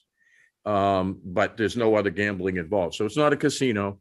And the reason they're doing that is if they put all the money into all the computers and everything else in Cumberland, they're not going to get the people to come up there that's going to make it worthwhile for them to spend the money there. So they want to put it into Portland until they can get the new track built. And what kind of size facility is this? Like what are we talking about? As far as the simulcast? Yes. Yeah. I don't gamble, so I can't imagine what it would be like. Well, if it's, I'd have to have somebody else answer that because I haven't seen any of the plans, and I still even don't know where they're going to build the new track. That's still in the works, so that hasn't been released yet. So as far as how big the building will be, I mean, it's not like they're going to put an enormous casino and hotel. They're probably going to rent some space in Portland, and people will just go in and bet like you do at the fair. So, I mean, the fairs have booths. You go up and you bet your $2 on a horse, and then you go up and sit in the stands and watch it. And that's all this is. All right, thanks. I see Representative Hall in the queue. Thank you, Madam Chair. I'd just like to maybe elaborate a little more on Representative Krycek's comments. I know that the fairs, I've been involved with the fairs my whole life, and I know being president of the Farmington Fair, we simulcast up there, and it's only for a week. And the reason that we do that is so that the people, say in Portland, Lewiston, Bangor, wherever, California, can actually bet on our horse races. And it raises a lot more money and helps with the purses for the horsemen. And I think that the reason that this bill has been put in was because of Scarborough Downs had been sold, and with Scarborough Downs being sold, that the horsemen didn't have enough horse racing throughout the summer that they could actually continue to keep their horses and whatnot. And I know there's this talk, and I'm not sure whether it's Saco or where it is, of building a new track. I know there's one proposed in southern Maine in York County, and it's going to be close to the turnpike, so easy access or whatnot. But until that track is built, they needed to have a place where they could race and a venue where they could get some income, which that's Cumberland Fair graciously said that they could race at their track for however long, a year or two, until this new track is built. So that's why they're racing there, but yet being in the rural part of Maine, they just can't get enough people to come there to bet on the horses. So in order to increase the revenue, that's why we're putting in, they have these off-track betting places. And maybe to expand upon that a little bit, Representative Neal, on your question about an off-track betting venue, what a place like that will do is they'll rent a place in Portland, say at a restaurant, a back room or something, and a place where someone can go in and they can sit down and have something to eat, something to drink, and bet on the horse races. And they'll be up on computer screens. And not only would it be the horse races in Cumberland, but it might be at Sarasota or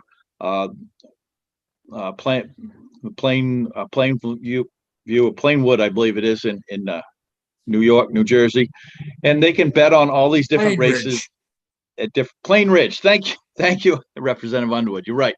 I couldn't think of the name, but anyway, they could bet on all these different horse races at the same time, while just as a form of entertainment. So,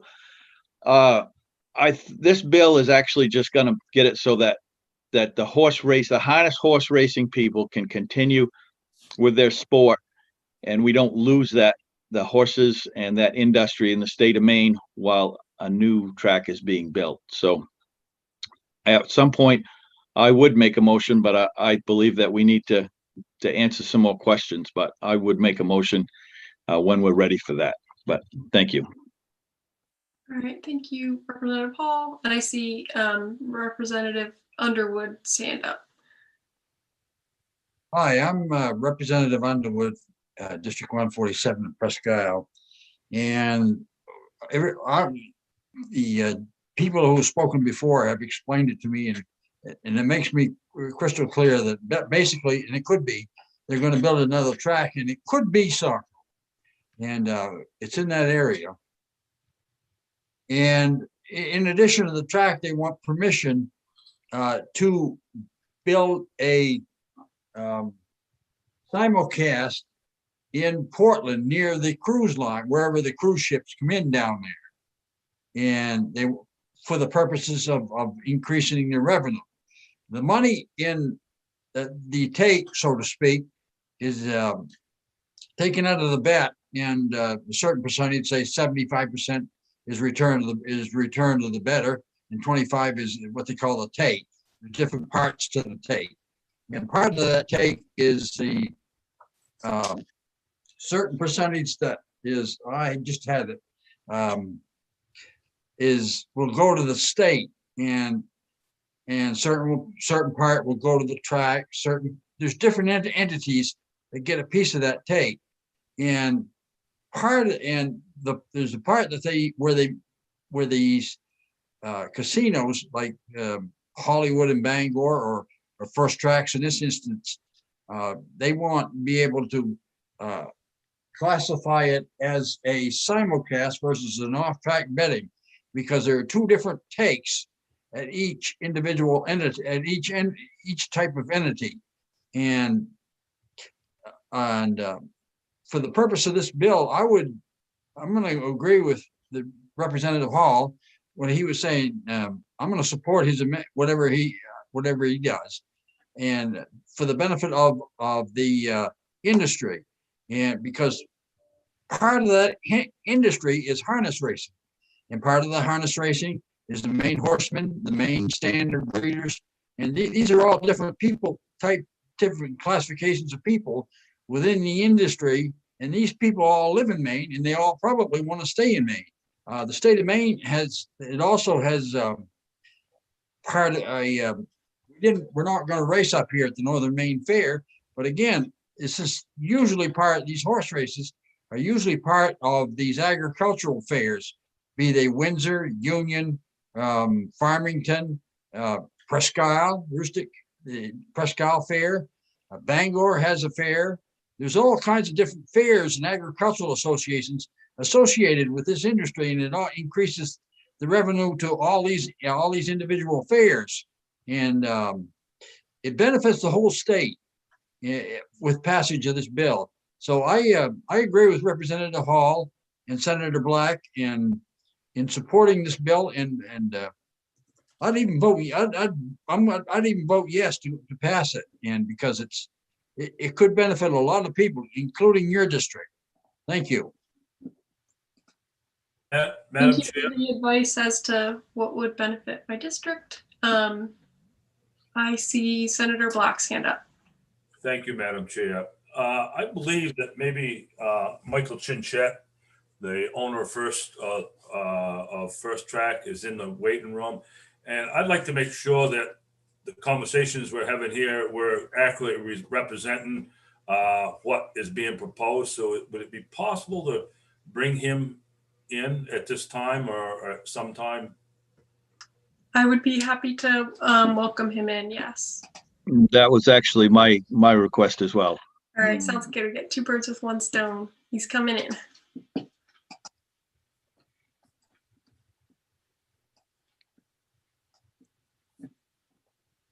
Welcome, Mr. Chinchette. I invite you to introduce yourself to the committee by saying your name and where you live and who you're affiliated with. Sure. Thank you, ma'am.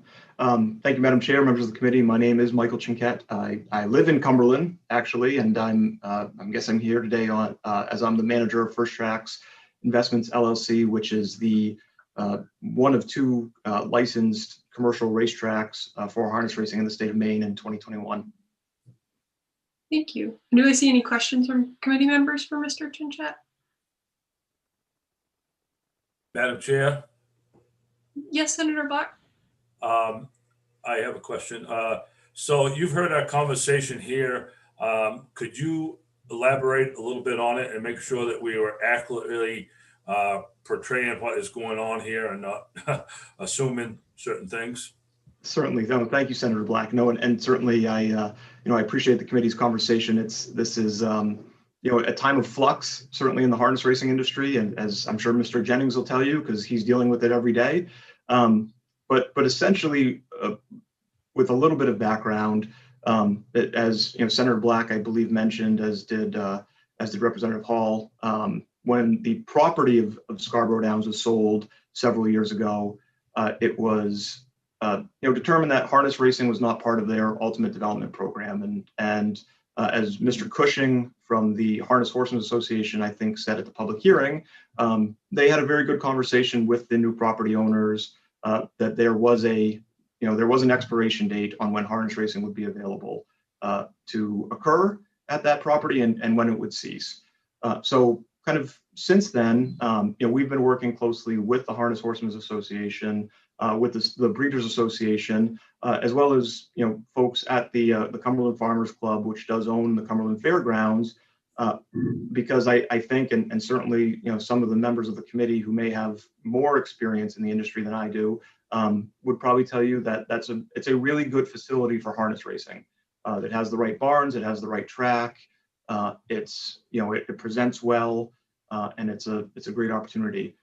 What it doesn't have, for several reasons, is a great opportunity to introduce harness racing to new fans in terms of a simulcast facility. The kind of geographic distance is certainly a part of it, but the reality is it's a fairgrounds, and it's not built to have transacting business many days of the year. So as we've undertaken our efforts, and we did have our first races this past Saturday, there's a 4:15 post time today for anyone who wants to zip down and see it in person. We've looked at it and said, well, we have this authorization to do simulcasting. It doesn't make sense for several reasons to do it at the fairgrounds. Bangor, as was noted, had previously received authorization from the legislature to move their simulcast facility away from the track. Obviously, Scarborough Downs, or the operators of Scarborough Downs I believe the 129th, received authorization to open up an off-track betting facility without going through the normal process for OTB licensure. So we said, well, this is an opportunity to, certainly the economics are a piece of it, but also, and I think Mr. Jennings can probably speak to this, since I think in 2017, the commission had commissioned a marketing report on the industry and how we bring new people in. And I think one of the things that was really identified in that process is, the largest city in the state really has zero connection to this industry that is not only a huge part of Maine's heritage, but also supports millions upon millions of dollars in tax revenue. And I know the economic impact study commissioned, I believe, by the University of Maine in 2016, determined that nearly 10,000 acres of land is being preserved in open space to feed horses and pasture and train and so forth, and really where everything fits. So certainly, the idea of Portland made a lot of sense because, again, there's no exposure there now. I believe, as Ms. Terry mentioned at the public hearing, there are a cadre of people that have a deep and undying passion for this, that are her present patrons, and I think they'll continue to do that. But this is an opportunity to present this sport to more eyeballs and really incorporate the whole state, or at least the Portland part of the state, into what we're trying to do. And Senator Black, you're right. The objective is to build a new track in southern Maine. The final location, Representative O'Neill, has not been finally determined. There's a couple different sites it could land. Some of that is, as probably this committee knows well, undergoing kind of our environmental studies to figure out wetlands and vernal pools and what's the appropriate location, the appropriate way to build it. So that's kind of where we stand. The more immediate need on this, one of the things I think that was mentioned or suggested is that our willingness to proceed is somehow conditioned on passage of this bill. That is not the case. But like everything, and certainly as this committee knows well, certainly with the F acronym in the committee is, construction costs have gone up precipitously due to COVID. Materials costs have gone up significantly. So the math equation is relatively skinny in any scenario, and in an increasing environment, this revenue is going to be, if it's certainly if it's passed and enacted, and we receive an authorization from the Harness Racing Commission, would be really important and helpful as we look to build a facility that really, I think, in my opinion, that people can be proud of. It's not intended to be, a casino. There is no casino tied with this. It's the opportunity to really create an outdoor space that has, horse racing as a component of entertainment. And I think over the last, certainly the last year, we've all had an even greater appreciation for the ability to get outdoors. So this is considered part of that. So I thank you, Senator Black, for letting me explain some of that. And again, obviously happy to talk through any questions the committee may have. All right, thank you. I see a hand still up from Senator Black. Are you all set, Senator Black? All right, I'm going to move to Representative Schofield. Thank you, Representative O'Neill. The harness racing industry is important. Could you elaborate on the importance of the peripherals of the harness racing industry? I think you sort of touched on it. Talking about veterinary services, tractor supply, agricultural supplies, feed supplies, those sort of peripheral things. Could you expand on what those account for in regards to the harness racing industry? Thank you. Yes, certainly. And I think I would, I appreciate the question, Representative, and I would certainly, direct the committee as well to that 2016 economic impact study completed by the University of Southern Maine. I just pulled it up. But as a whole, that study indicated there was $27 million in personal income in people's main people earning money from the industry. And you're right, Rep. Schofield. That's there's the owners of the horses, and I believe Jason Vafiates from the Breeders' Association indicated a horse owner expects to spend about $10,000 a year to keep and maintain and train a horse. And again, they don't run until they're 3 years old, so it's a $30,000 investment in Maine to get to the starting line. So it's those dollars add up significantly. And again, Rep. Schofield, you're absolutely right. Is the people who are producing hay and maintaining open space, provide that, which obviously in the winter months that open space is used for snowmobilers. It's used for hunters and other sportsmen. It's used for folks that cross country ski. And all the way. And again, it is Plain Ridge, and it's in Massachusetts as some of the competition. That goes all the way through, automotive dealers who are selling trucks to move these around, people owning tractors. It's really, a core part of the agricultural heritage. And again, does have a significant multiplier effect in terms of, all those affiliated and associated places. I think, my opinion, the other piece to that, and one of the things we're very excited about is, and I know I put it in my testimony, and I do have an updated map for the committee that I can send if anyone is interested. But the video from Cumberland, Maine, from the town I live in, a relatively small town in the grand scheme of the world, is being broadcast to more than 30 countries in 36 states. And there's all those people seeing certainly what Maine racing is. But again, thinking longer term, particularly as we bring on a new facility, it's an opportunity to really advertise Maine, in terms of quite literally, signage on the backstretch as those cameras are around, but also, build some of that cultural interchange. Obviously, I think as many members of the committee know, Maine has seen significant kind of economic integration with other so-called Arctic Circle countries and provinces. And harness racing is very, very popular in Scandinavia.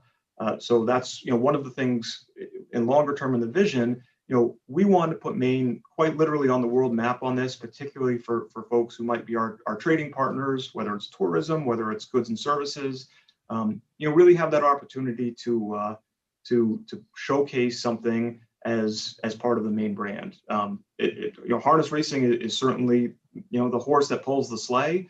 But I think the sleigh can go a much longer way. Thank you. Those are very good comments. Thank you. Appreciate it. Helpful. Thank you. All right, and I see a hand up from Representative Hall. Thank you, Madam Chair. It seems to me maybe that one of the only hangups on this whole thing is about the OTB, the off-track betting parlor in Portland.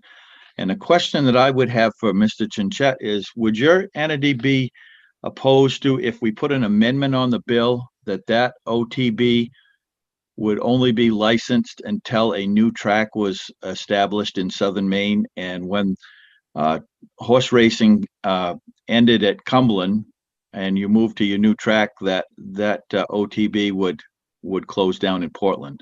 Would that be a possibility? Oh, absolutely. That's and candidly, Representative Hall, that's a friendly amendment. That is our plan.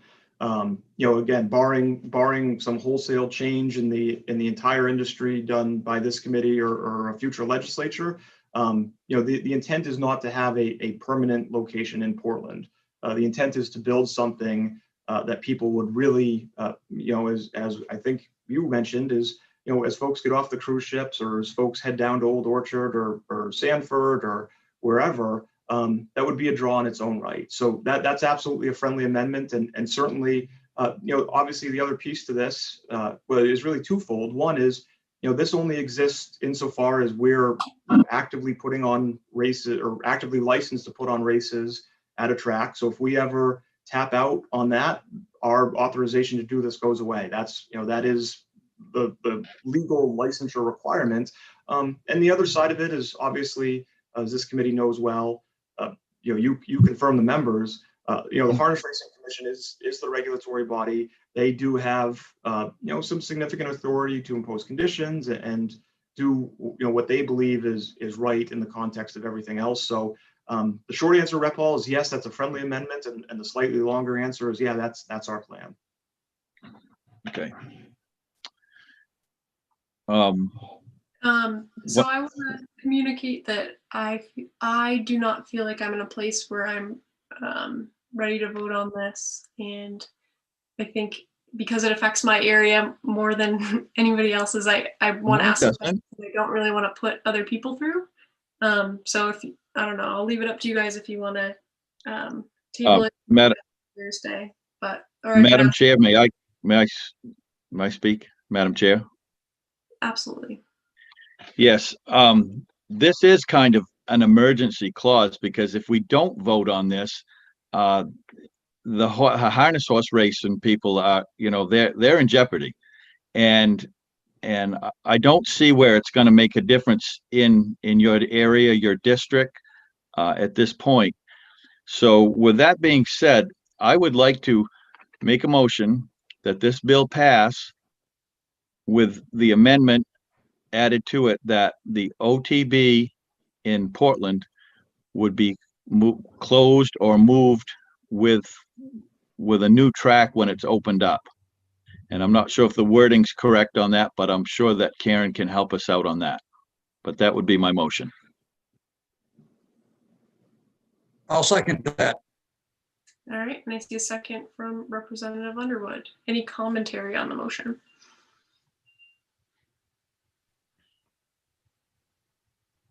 All right, seeing none, I'm just going to say, Representative Hall, that that the amendment that you have offered, should it be built in my town, guarantees that the betting facility would be in my town. And I have just expressed to you that I would like more information. So I'm really surprised. It's not typical in this committee to put off a tabling motion, and we don't have a session tomorrow in between what's going on Thursday. So I am upset. I think it's not respectful of a request that I'm making that would potentially affect my community that I would like more information about. But,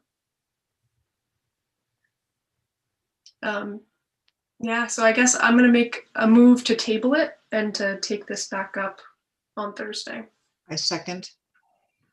Thank you. I'm going to ask for a show of hands. I need to count. 1, 2, 3, 4. I have 6. Out of 5. Out of how many? I'm sorry, I can't count. I have 6. 1, 2, 3, 4. And how many are present? How many oppose it? Are present. I just can't Oh, tell. I'm sorry. Madam Chair, should we roll call? We could do that to make it easier. So this is to table 1611. Yes. LD 1611 to be tabled. Senator James Dill. Yes. Senator James Dill, yes. Senator Russell Black. No. Senator Russell Black, no. Senator Chloe Maxman. Yes. Senator Chloe Maxman, yes. Representative Maggie O'Neill. Yes. Representative Maggie O'Neill, yes. Representative Randall Hall. No. Representative Randall Hall, no. Representative Thomas Schofield. No. Representative Thomas Schofield, no. Representative Lori Osher. Yes. Representative Lori Osher, yes. Representative Joseph Underwood. No. Representative Joseph Underwood, no. Representative Scott Landry. Yes. Representative Scott Landry, yes. Representative Bill Pluker. Yes. Representative Bill Pluker, yes. Representative Jeffrey Gifford. No. Representative Jeffrey Gifford, no. Representative David McCray, absent. Representative Susan Bernard, absent. So that's 6-5 to table. All right, thank you. Cheryl, do we have anything left on our calendar for today after we set aside those two bills? 1565 we still have. And I believe there's a Representative Osher asked that the committee reconsider 574. All right. All right. So I'm going to open up the work session for, I'm getting the numbers wrong. Will you say the number again, please? 1565. 1565, an act to strengthen Maine's agriculture, food, and forest economy. And Karen, I'll turn it over to you. Excuse me. Please. Sorry, I have to leave in about 15 minutes. So I appreciate that you would open up that one so that I can change my vote, but I won't be able to do it if it's after 15 minutes from now. Okay, we could do that. Are folks all set with that? And Representative Osher, could you articulate what you would like to do? On the food sovereignty bill, I would like to change my vote. So I'm in support of Representative Pluker's amendment. So if you are on the prevailing side, which is ought not to pass, you can make that motion. So I make a motion that I change my vote to ought to pass. Madam Chair. But actually, you make a motion to reconsider, and then I make a motion to reconsider. Yeah. Madam Chair. Yes, Mr. Representative Pluker. Sorry, maybe I should have followed procedure and you should have gotten a second for the thing. I would be just to have a conversation on this bill. Would it be all right with the committee if we did this on Thursday instead of today? Does that work for everybody present? Representative Osher too? Sure, that's fine. I can agree to that. Yeah, it shouldn't take too long, so. Thank you, everybody. Thank you. Okay. All right, thanks. All right, so let's go back to Representative Talbot Ross's bill, which is LD 1565, and I'll turn it over to Karen. Thank you, Representative.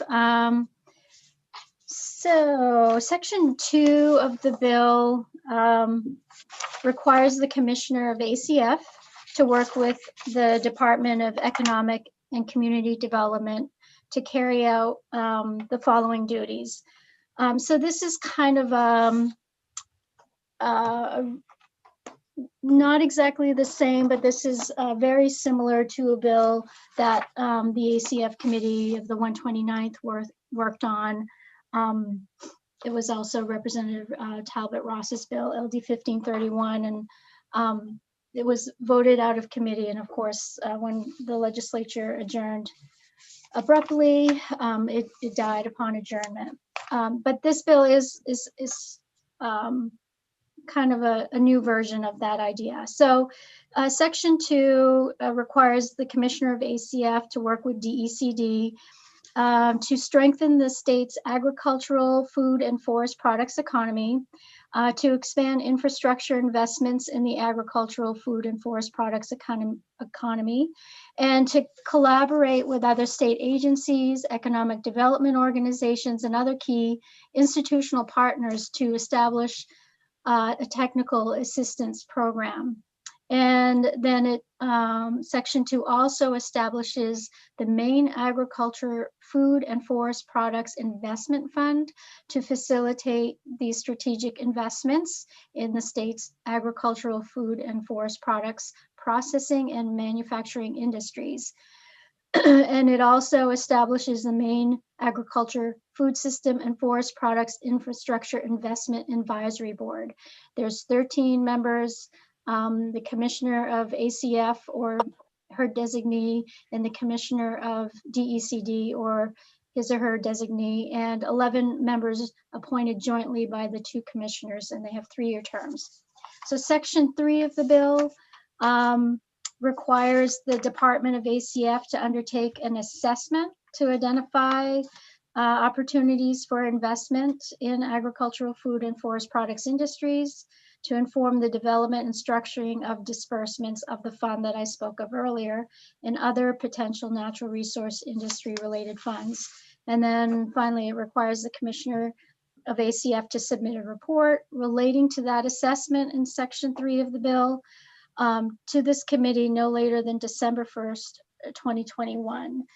Having said all that, I did see an email from Representative Talbot Ross this morning. I haven't really had a chance to look closely at it, but it looks like she has some amendments that she would like the committee to consider. So I don't know if there she is, if the committee would like to hear more about those. And I will leave it at that for now. Thank you, Karen. Any questions for Karen, Representative Booker? No, thank you. I was hoping to hear from the bill sponsor and Amy Winston from CEI. Absolutely. So first I'll welcome the sponsor, Representative Talbot Ross. Thank you very much. Good afternoon, distinguished members of the ACF committee. I've been having a little trouble with my internet, so if you can just let me know if for some reason I start to break up, that'd be great. I did want to offer a friendly amendment after listening to the public hearing, in which I want to thank again Representative Pluker for doing the heavy lifting and giving my testimony. I have gone back in, I've worked with both the lead Senate sponsor, Senator Hickman. I've worked with the Commissioner for DACF, Amanda Beal. I did work with Dana Duran, who had offered an amendment to this committee during his testimony, and Amy Winston, who's with us right now from Coastal Enterprises. So both the department and stakeholders I've worked on with this amendment. There are 4 overarching shifts in the bill that I'd like to talk about. One is the appointing authorities need to include the legislative branch. So in the original bill, the only appointing authority for membership onto this board is done by DACF and DECD. That I'd like to change so that there is appointing authority to the Speaker of the House and the President of the Senate. And I can get into what that specific membership will look like. The other overarching shift is that while we say in the bill, the original bill, that the appointments to the board need to have some respect for racial diversity in the state, there really is no specific mechanism to ensure that that would happen. If you look at the membership categories, there's very few members of the underserved racial communities in the state who would actually be able to fill any of these roles. So it's kind of a window dressing, if you would. So one of the changes that I'm making in this amendment is to be very specific that we have to include members of our racial diverse communities here in the state. The third shift is that the membership on the board in the original bill allowed one member to serve 3 consecutive terms of 3 years, which could mean that an individual could almost serve 10 years on this board without any change in membership. That was an oversight. So I'd like to change the limitation to 2 consecutive terms of 3 years per term so that an individual could serve 6 years on this board conceivably. And then the fourth change is to expand the membership to move it from a total of 15 members instead of the current construction, which is 13 members, making the 2 commissioners of DACF and DECD ex officio members of the board and not voting members of it, which seems to would give a little too much weight. Out of 15 members, if we added them as voting members, it would be a total of 17, and that would allow for DACF and DECD to have almost half of its membership reporting being influenced by their departments. So those are the changes. I can go through them again for you. I have suggested a way to break up the membership. It would be 5 members appointed by DACF and DECD jointly, 5 members appointed by the Speaker of the House, and 5 members appointed by the President of the Senate for a total of 15 members. And again, DACF and DECD commissioners would be ex officio. So those are the changes. I do have them in writing and can send this updated version to your analyst. I know it's a lot to keep track of.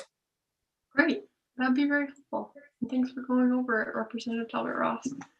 Absolutely. And I see someone else, or do I see any questions for Representative Talbot Ross? I have one actually. Okay. So I did receive the email 8:41 a.m. this morning. Is that the most recent version of your amendment? It seems. No, it is. My apologies. No, it is not, because I did hear from Mr. Duran, and he wanted a shift in the appointing authority for the statewide group representing the logging and trucking industry. So I shifted that according to what he had suggested. So I can send the updated version to you now. I did want to be as responsible to Mr. Duran's position that he made during his testimony. We lost you just a little bit, or maybe my internet's. I reached out to him. Representative Talbot Ross is cutting in and out.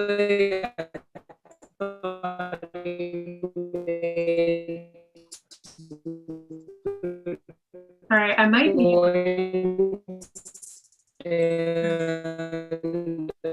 Okay, Representative Talbot Ross. I think it's on all of us, not just you. Okay, I'm going to press mute just to, because I think we can move on to the other person in the meantime.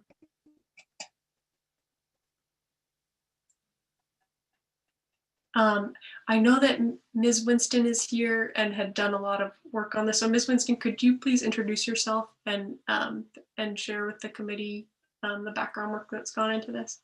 Sure. My name is Amy Winston, and I work on state policy for Coastal Enterprises, CEI, and I have worked closely with the representative and with the department and other stakeholders on this bill since its inception during the 129th.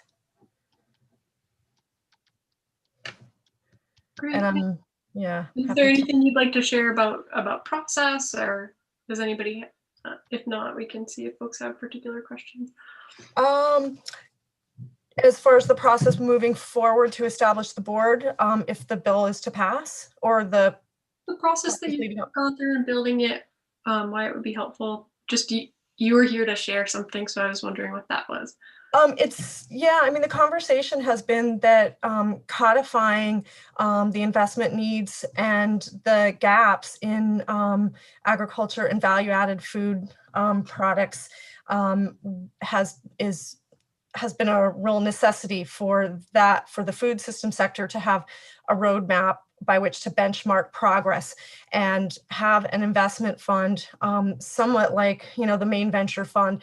And in our testimony, we noted that there was inspiration both from Vermont's Working Lands Enterprise Fund and initiative, and also from Massachusetts, from the Food Innovation Trust Fund there. And the way that they engage public-private partnerships to leverage public funds and stimulate private investment in value-added food. And in Vermont, it's beyond the food system, it's really the food and forestry, and they don't have aquaculture, but it would be, we felt like, and the stakeholders we worked with felt like it was value-added food system would be the tip of the iceberg to expand out to have a working lands program in Maine.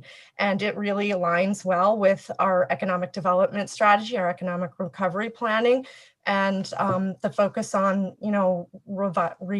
adapting and innovating, quote unquote, heritage-based pursuits and industries. So, yeah, it's been a really great process of working with peer organizations and industry stakeholders and offering our lessons learned from the area of financing and investing value-added businesses. We included some testimonies from the businesses that we've worked with in our Tastemaker program and that we've invested in through our Catalyst Fund in our testimony on the bill. And so I would definitely encourage, and there's a lot of background on the history of the bill and the theory behind the program and the impacts that have been made in our neighboring states, and the opportunity to sort of play a bigger role in supply chain development and integrity in the Northeast. I don't want to go on and on, because I will if you're not going to stop me. So I'm happy to offer some more, or just to listen to the rest of the session.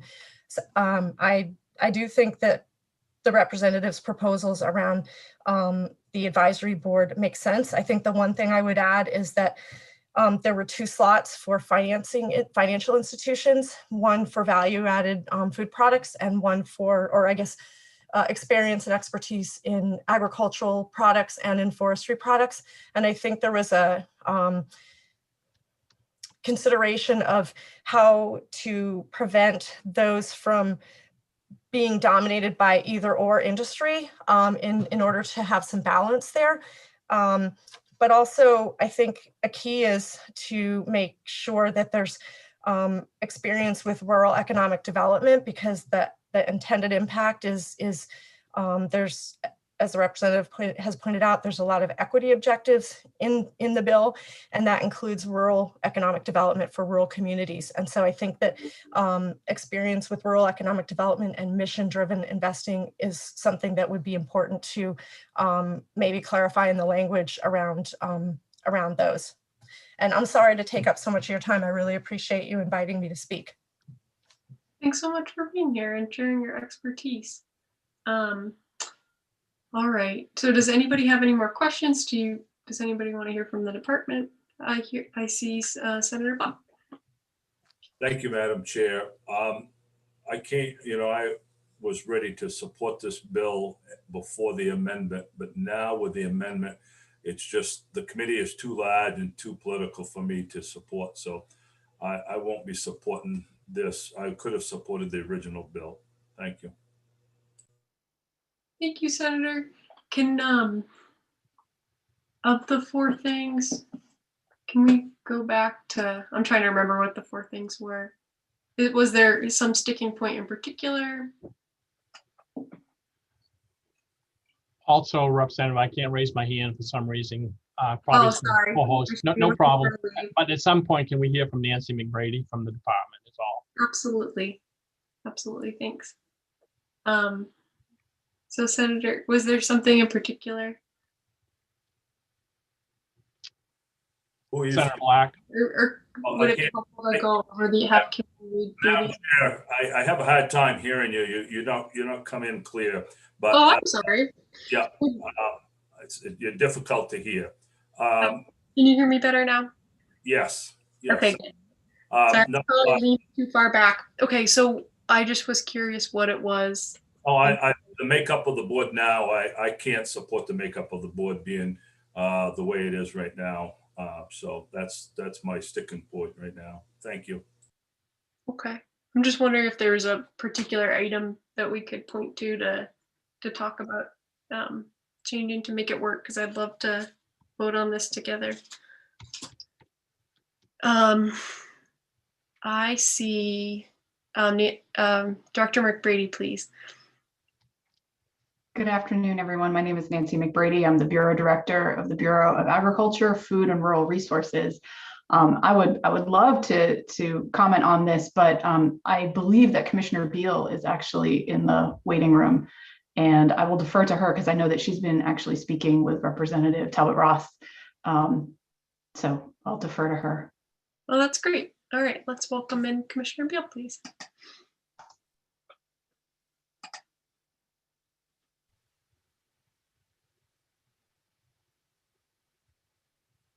Welcome, Commissioner. Hello, good afternoon. Could you hear us, or were you stuck in the black hole? If you asked a question, I might not have heard it. I heard that I was being brought over. Okay, so I'll just welcome you to introduce yourself for anybody listening that might not know, and just a comment on the background work that's gone into it. Sure. Yes, I'm Amanda Beal, and I'm the Commissioner of the Department of Agriculture, Conservation, and Forestry. And first, I want to say thank you to Representative Talbot Ross for her work on this bill. We very much appreciate her interest, as well as CEI's interest in supporting our agriculture and forestry sectors. And so there's a lot here that we have been very happy to see put into this bill. And we're also, of course, very excited about the opportunity to work collaboratively with the Department of Community and Economic Development. We feel like that's very positive as well. And just to speak to some of the amended aspects of it, we definitely we think the representative's comments around the term limits make sense. I guess I will say about the makeup and the appointment of the structure of the actual advisory board, that was definitely a late breaking sort of change, and we had a conversation late last night. I understand where the representative is coming from. I think for us, it's really hard to choose. If we were only given a certain number of appointments, it's just difficult for us to think of a perfect scenario, considering all of the different roles on the advisory board are important to us as we represent stakeholders in agriculture and forestry. With that said, I don't know that I've seen the most recent version. I think maybe there was a change, it sounds like, since the last version I saw. So I can't speak to exactly how those positions are allocated at the moment, but I am interested in hearing feedback from folks who feel strongly one way or another about whether certain seats should be appointed jointly by DACF and DECD's commissioners versus the House, Speaker of the House, and the Senate President. Thanks, Commissioner. So when we go back to the changes, can you go through the changes each by each to say, I'm just trying to follow what worked or what didn't? Just a reference like this or that. I just don't know what you're referring to. Sorry, is that a question for me? It is, yeah, because we had some 4 specific amendments, if we could list them. And I think if I'm remembering correctly, and I'll have Karen correct me, one was add loggers and truckers interests brought by Mr. Duran. One was add a racial equity component. One was something about, I can't remember all four. Karen, could you list all four? I think it was the term limits. The term limits? Yeah. And so what change would you recommend? Oh, so I spoke to the term limits and said that we felt that made sense. I didn't speak to the adding the loggers and truckers seat. I think that makes great sense. And the adding racial equity seats, I think that makes great sense as well. And then the last part I was just speaking to was the makeup of the actual committee and who would be responsible for the appointments. That was what I was Okay, so that was one of the amendments, was who appoints. Okay, thank you. All right, do I see any other questions for the commissioner? Seeing none, I want to invite Representative Talbot Ross to come back up just because she got cut off. Thank you, Madam Chair. I hope I don't freeze again, but if I do, just tell me and I'll stop talking.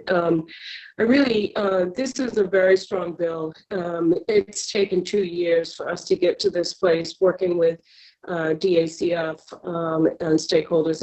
It's been a long time coming, and it's a really strong bill that I'm very proud to bring forward. I would hate to lose support because of adding membership to the committee. So I would love to do a deeper dive into what Senator Black particularly has an issue with in terms of the membership, because I don't want to lose his support and the support of the committee. It's very important to all of us that we have that support. So the membership of the committee, we added the loggers and trucking based on the testimony from Mr. Duran. And, I really think that was an important bill, always had a call to consider the racial equity in this state, given the fact that we have folks who are engaged in farming and forestry that would never get appointed to this board. We felt it was really necessary to name the tribes who are involved in thinking about forestry and forest products. We thought it was important to name that there are Black farmers in this state that may never get a position on this board unless we're explicit about it. And so those were the additions: the loggers and truckers, naming a tribal rep from the Wabanaki Nation, and then being explicit and naming the fact that we've got farmers in this state, for 200 years that have never been able to reach the levels of participation in the state. And when you establish a fund of this nature and you think about investment, it's a critical voice that could very well be missing if we are not explicit. But again, and I'm not really married to who appoints whom. I just think that the appointing authority needs to go beyond the executive department to give the legislature a chance to appoint some of these positions. But again, I'm open to whatever gets the most support from this committee. I don't want to lose your support. I don't want to lose this bill. It's too important. And so I'm open to whatever suggestions the committee may have for any further kind of totally open to that. This is too important to lose. So thank you. Thank you, Representative. I see a hand from Senator Black. Thank you. And I guess one question I would have to make sure that I'm clear on my recall of the original bill, at some point I'd like to have Karen or somebody list the membership of it, but I have no problem making sure that we have racial equality on the board, and that the loggers and truckers, I think they should be represented too. My concern was the political appointments of 5 from the Speaker of the House and 5 from the Senate President. I think that we need to keep it more within the departments, allowing them as original. And maybe I need clarification on the original bill. So maybe if Karen could give me the makeup of the board from the original bill, but I was more comfortable with that than I am this new amendment. Madam Chair, yeah, so it's from what I'm hearing from Senator Black is there may be discomfort about the appointments by the Speaker of the House and the Senate President. The bill as originally drafted provides that all the appointments are made jointly by the Commissioner of ACF and the Commissioner of Economic and Community Development.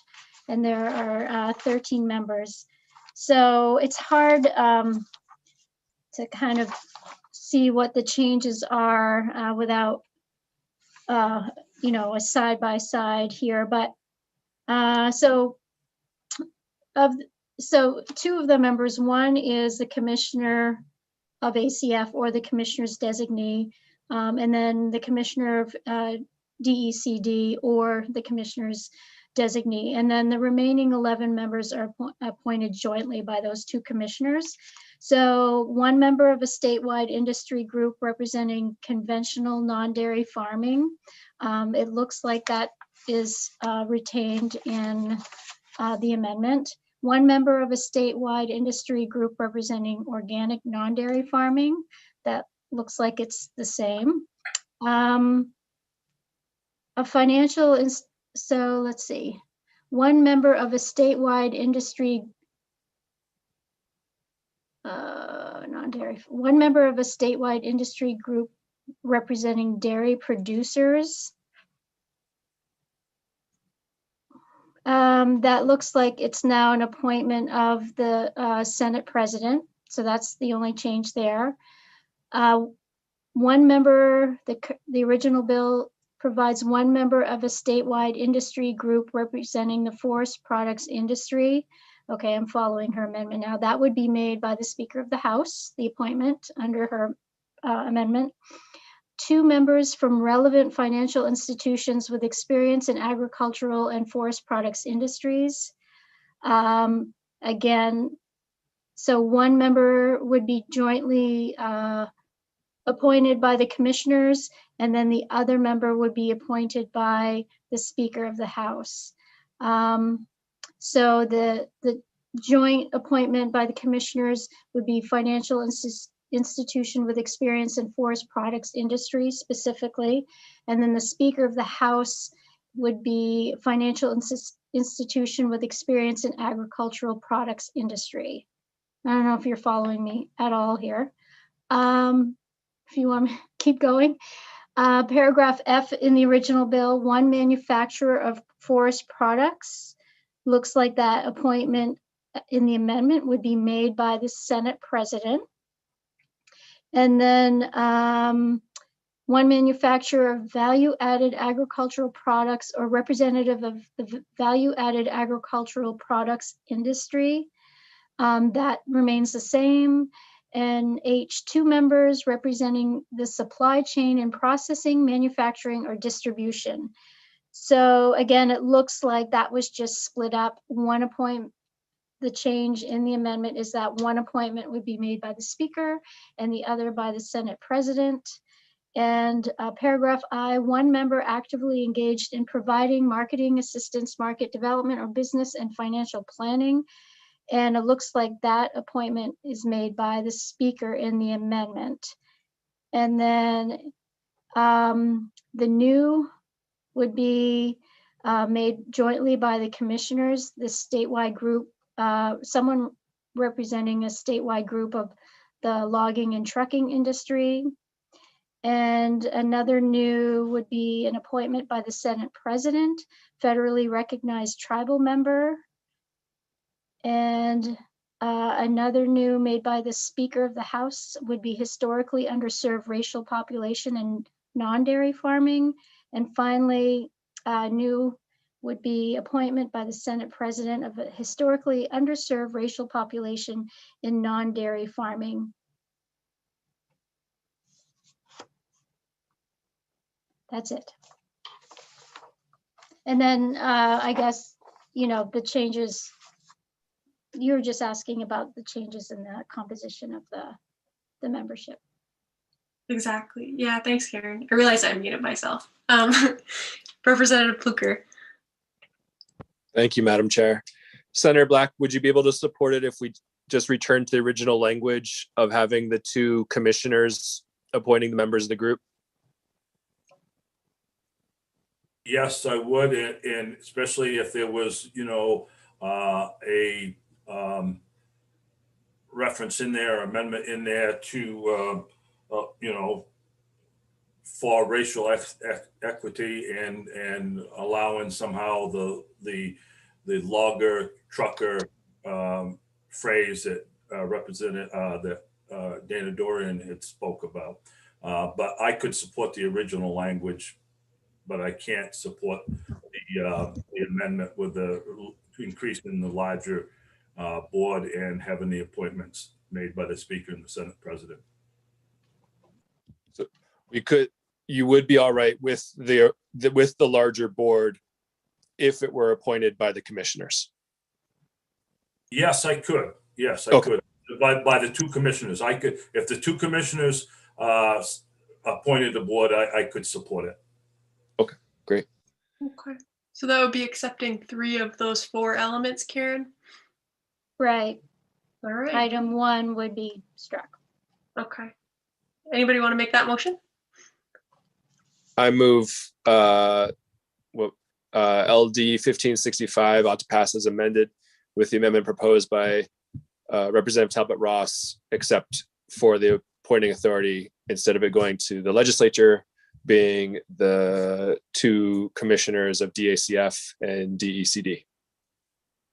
Okay. And do I see a second? All right, a second from Representative Landry. All right, any comment or discussion before the vote? All right, seeing none. Cheryl, would you please call the roll? Yes, LD 1565 ought to pass as amended. Senator James Dill. Yes. Senator James Dill, yes. Senator Russell Black. Yes. Senator Russell Black, yes. Senator Chloe Maxman. Senator Chloe Maxman, absent. Representative Maggie O'Neill. Yes. We didn't hear you, I'm sorry. Oh, sorry, I was laughing. Yes. So wasn't Margie's I. Representative Maggie O'Neill, yes. Representative Randall Hall. Yes. Representative Randall Hall, yes. Representative Thomas Schofield. Yes. Representative Thomas Schofield, yes. Representative Lori Osher. Absent. Representative Joseph Underwood. No. Representative Joseph Underwood, no. Representative Scott Landry. Yes. Representative Scott Landry, yes. Representative Bill Pluker. Yes. Representative Bill Pluker, yes. Representative Jeffrey Gifford. Yes. Representative Jeffrey Gifford, yes. Representative David McCray. Yes. Representative David McCray, yes. Representative Susan Bernard. Yes. Representative Susan Bernard, yes. Representative Underwood, in your minority report is ought not to pass? Is ought not to pass, is not needed. 10 yes, 1 ought not to pass, 2 absent. All right. Thank you, Cheryl. And I think, is that a lingering hand, Representative Black? Left over. I'm sorry. No worries. Just want to make sure I caught you. All right, so it looks like we've gone over everything we need to go through today. Karen, is there any language review or anything? No. And so the schedule on Thursday, we start off with a public hearing on LD 1690. The idea is the committee might go right into work session on that bill. And then at 9:45, we'll have a discussion on the Wild Blueberry Commission because Government Oversight Committee is meeting the next day and wants our feedback. So we'll discuss that. And then we'll follow that. I'll probably ask Cheryl just to put an arbitrary time of 10 a.m., but that's certainly not any indication of the actual time. So we have all the tabled bills. Well, we didn't take up 471 and 1075, and the committee tabled 808, 1594, 1611, and there may be a reconsideration of 574. So that's what I have on my to-do list. One other thing is just everybody on the committee be aware that there's like a 99% chance that we'll meet the following Tuesday. There's going to be language review, and there's no telling if everything that we've tabled can get untabled and taken care of on Thursday, but so plan on meeting Tuesday. We'll have to, I guess, ask for permission, Karen. Or All Linda. right, sounds I mean, good. Cheryl. Do I see a motion to adjourn? All right, moved and So seconded. moved. All right, Second, guys, take care. bye-bye. Adios. See you guys. So did this work out all right?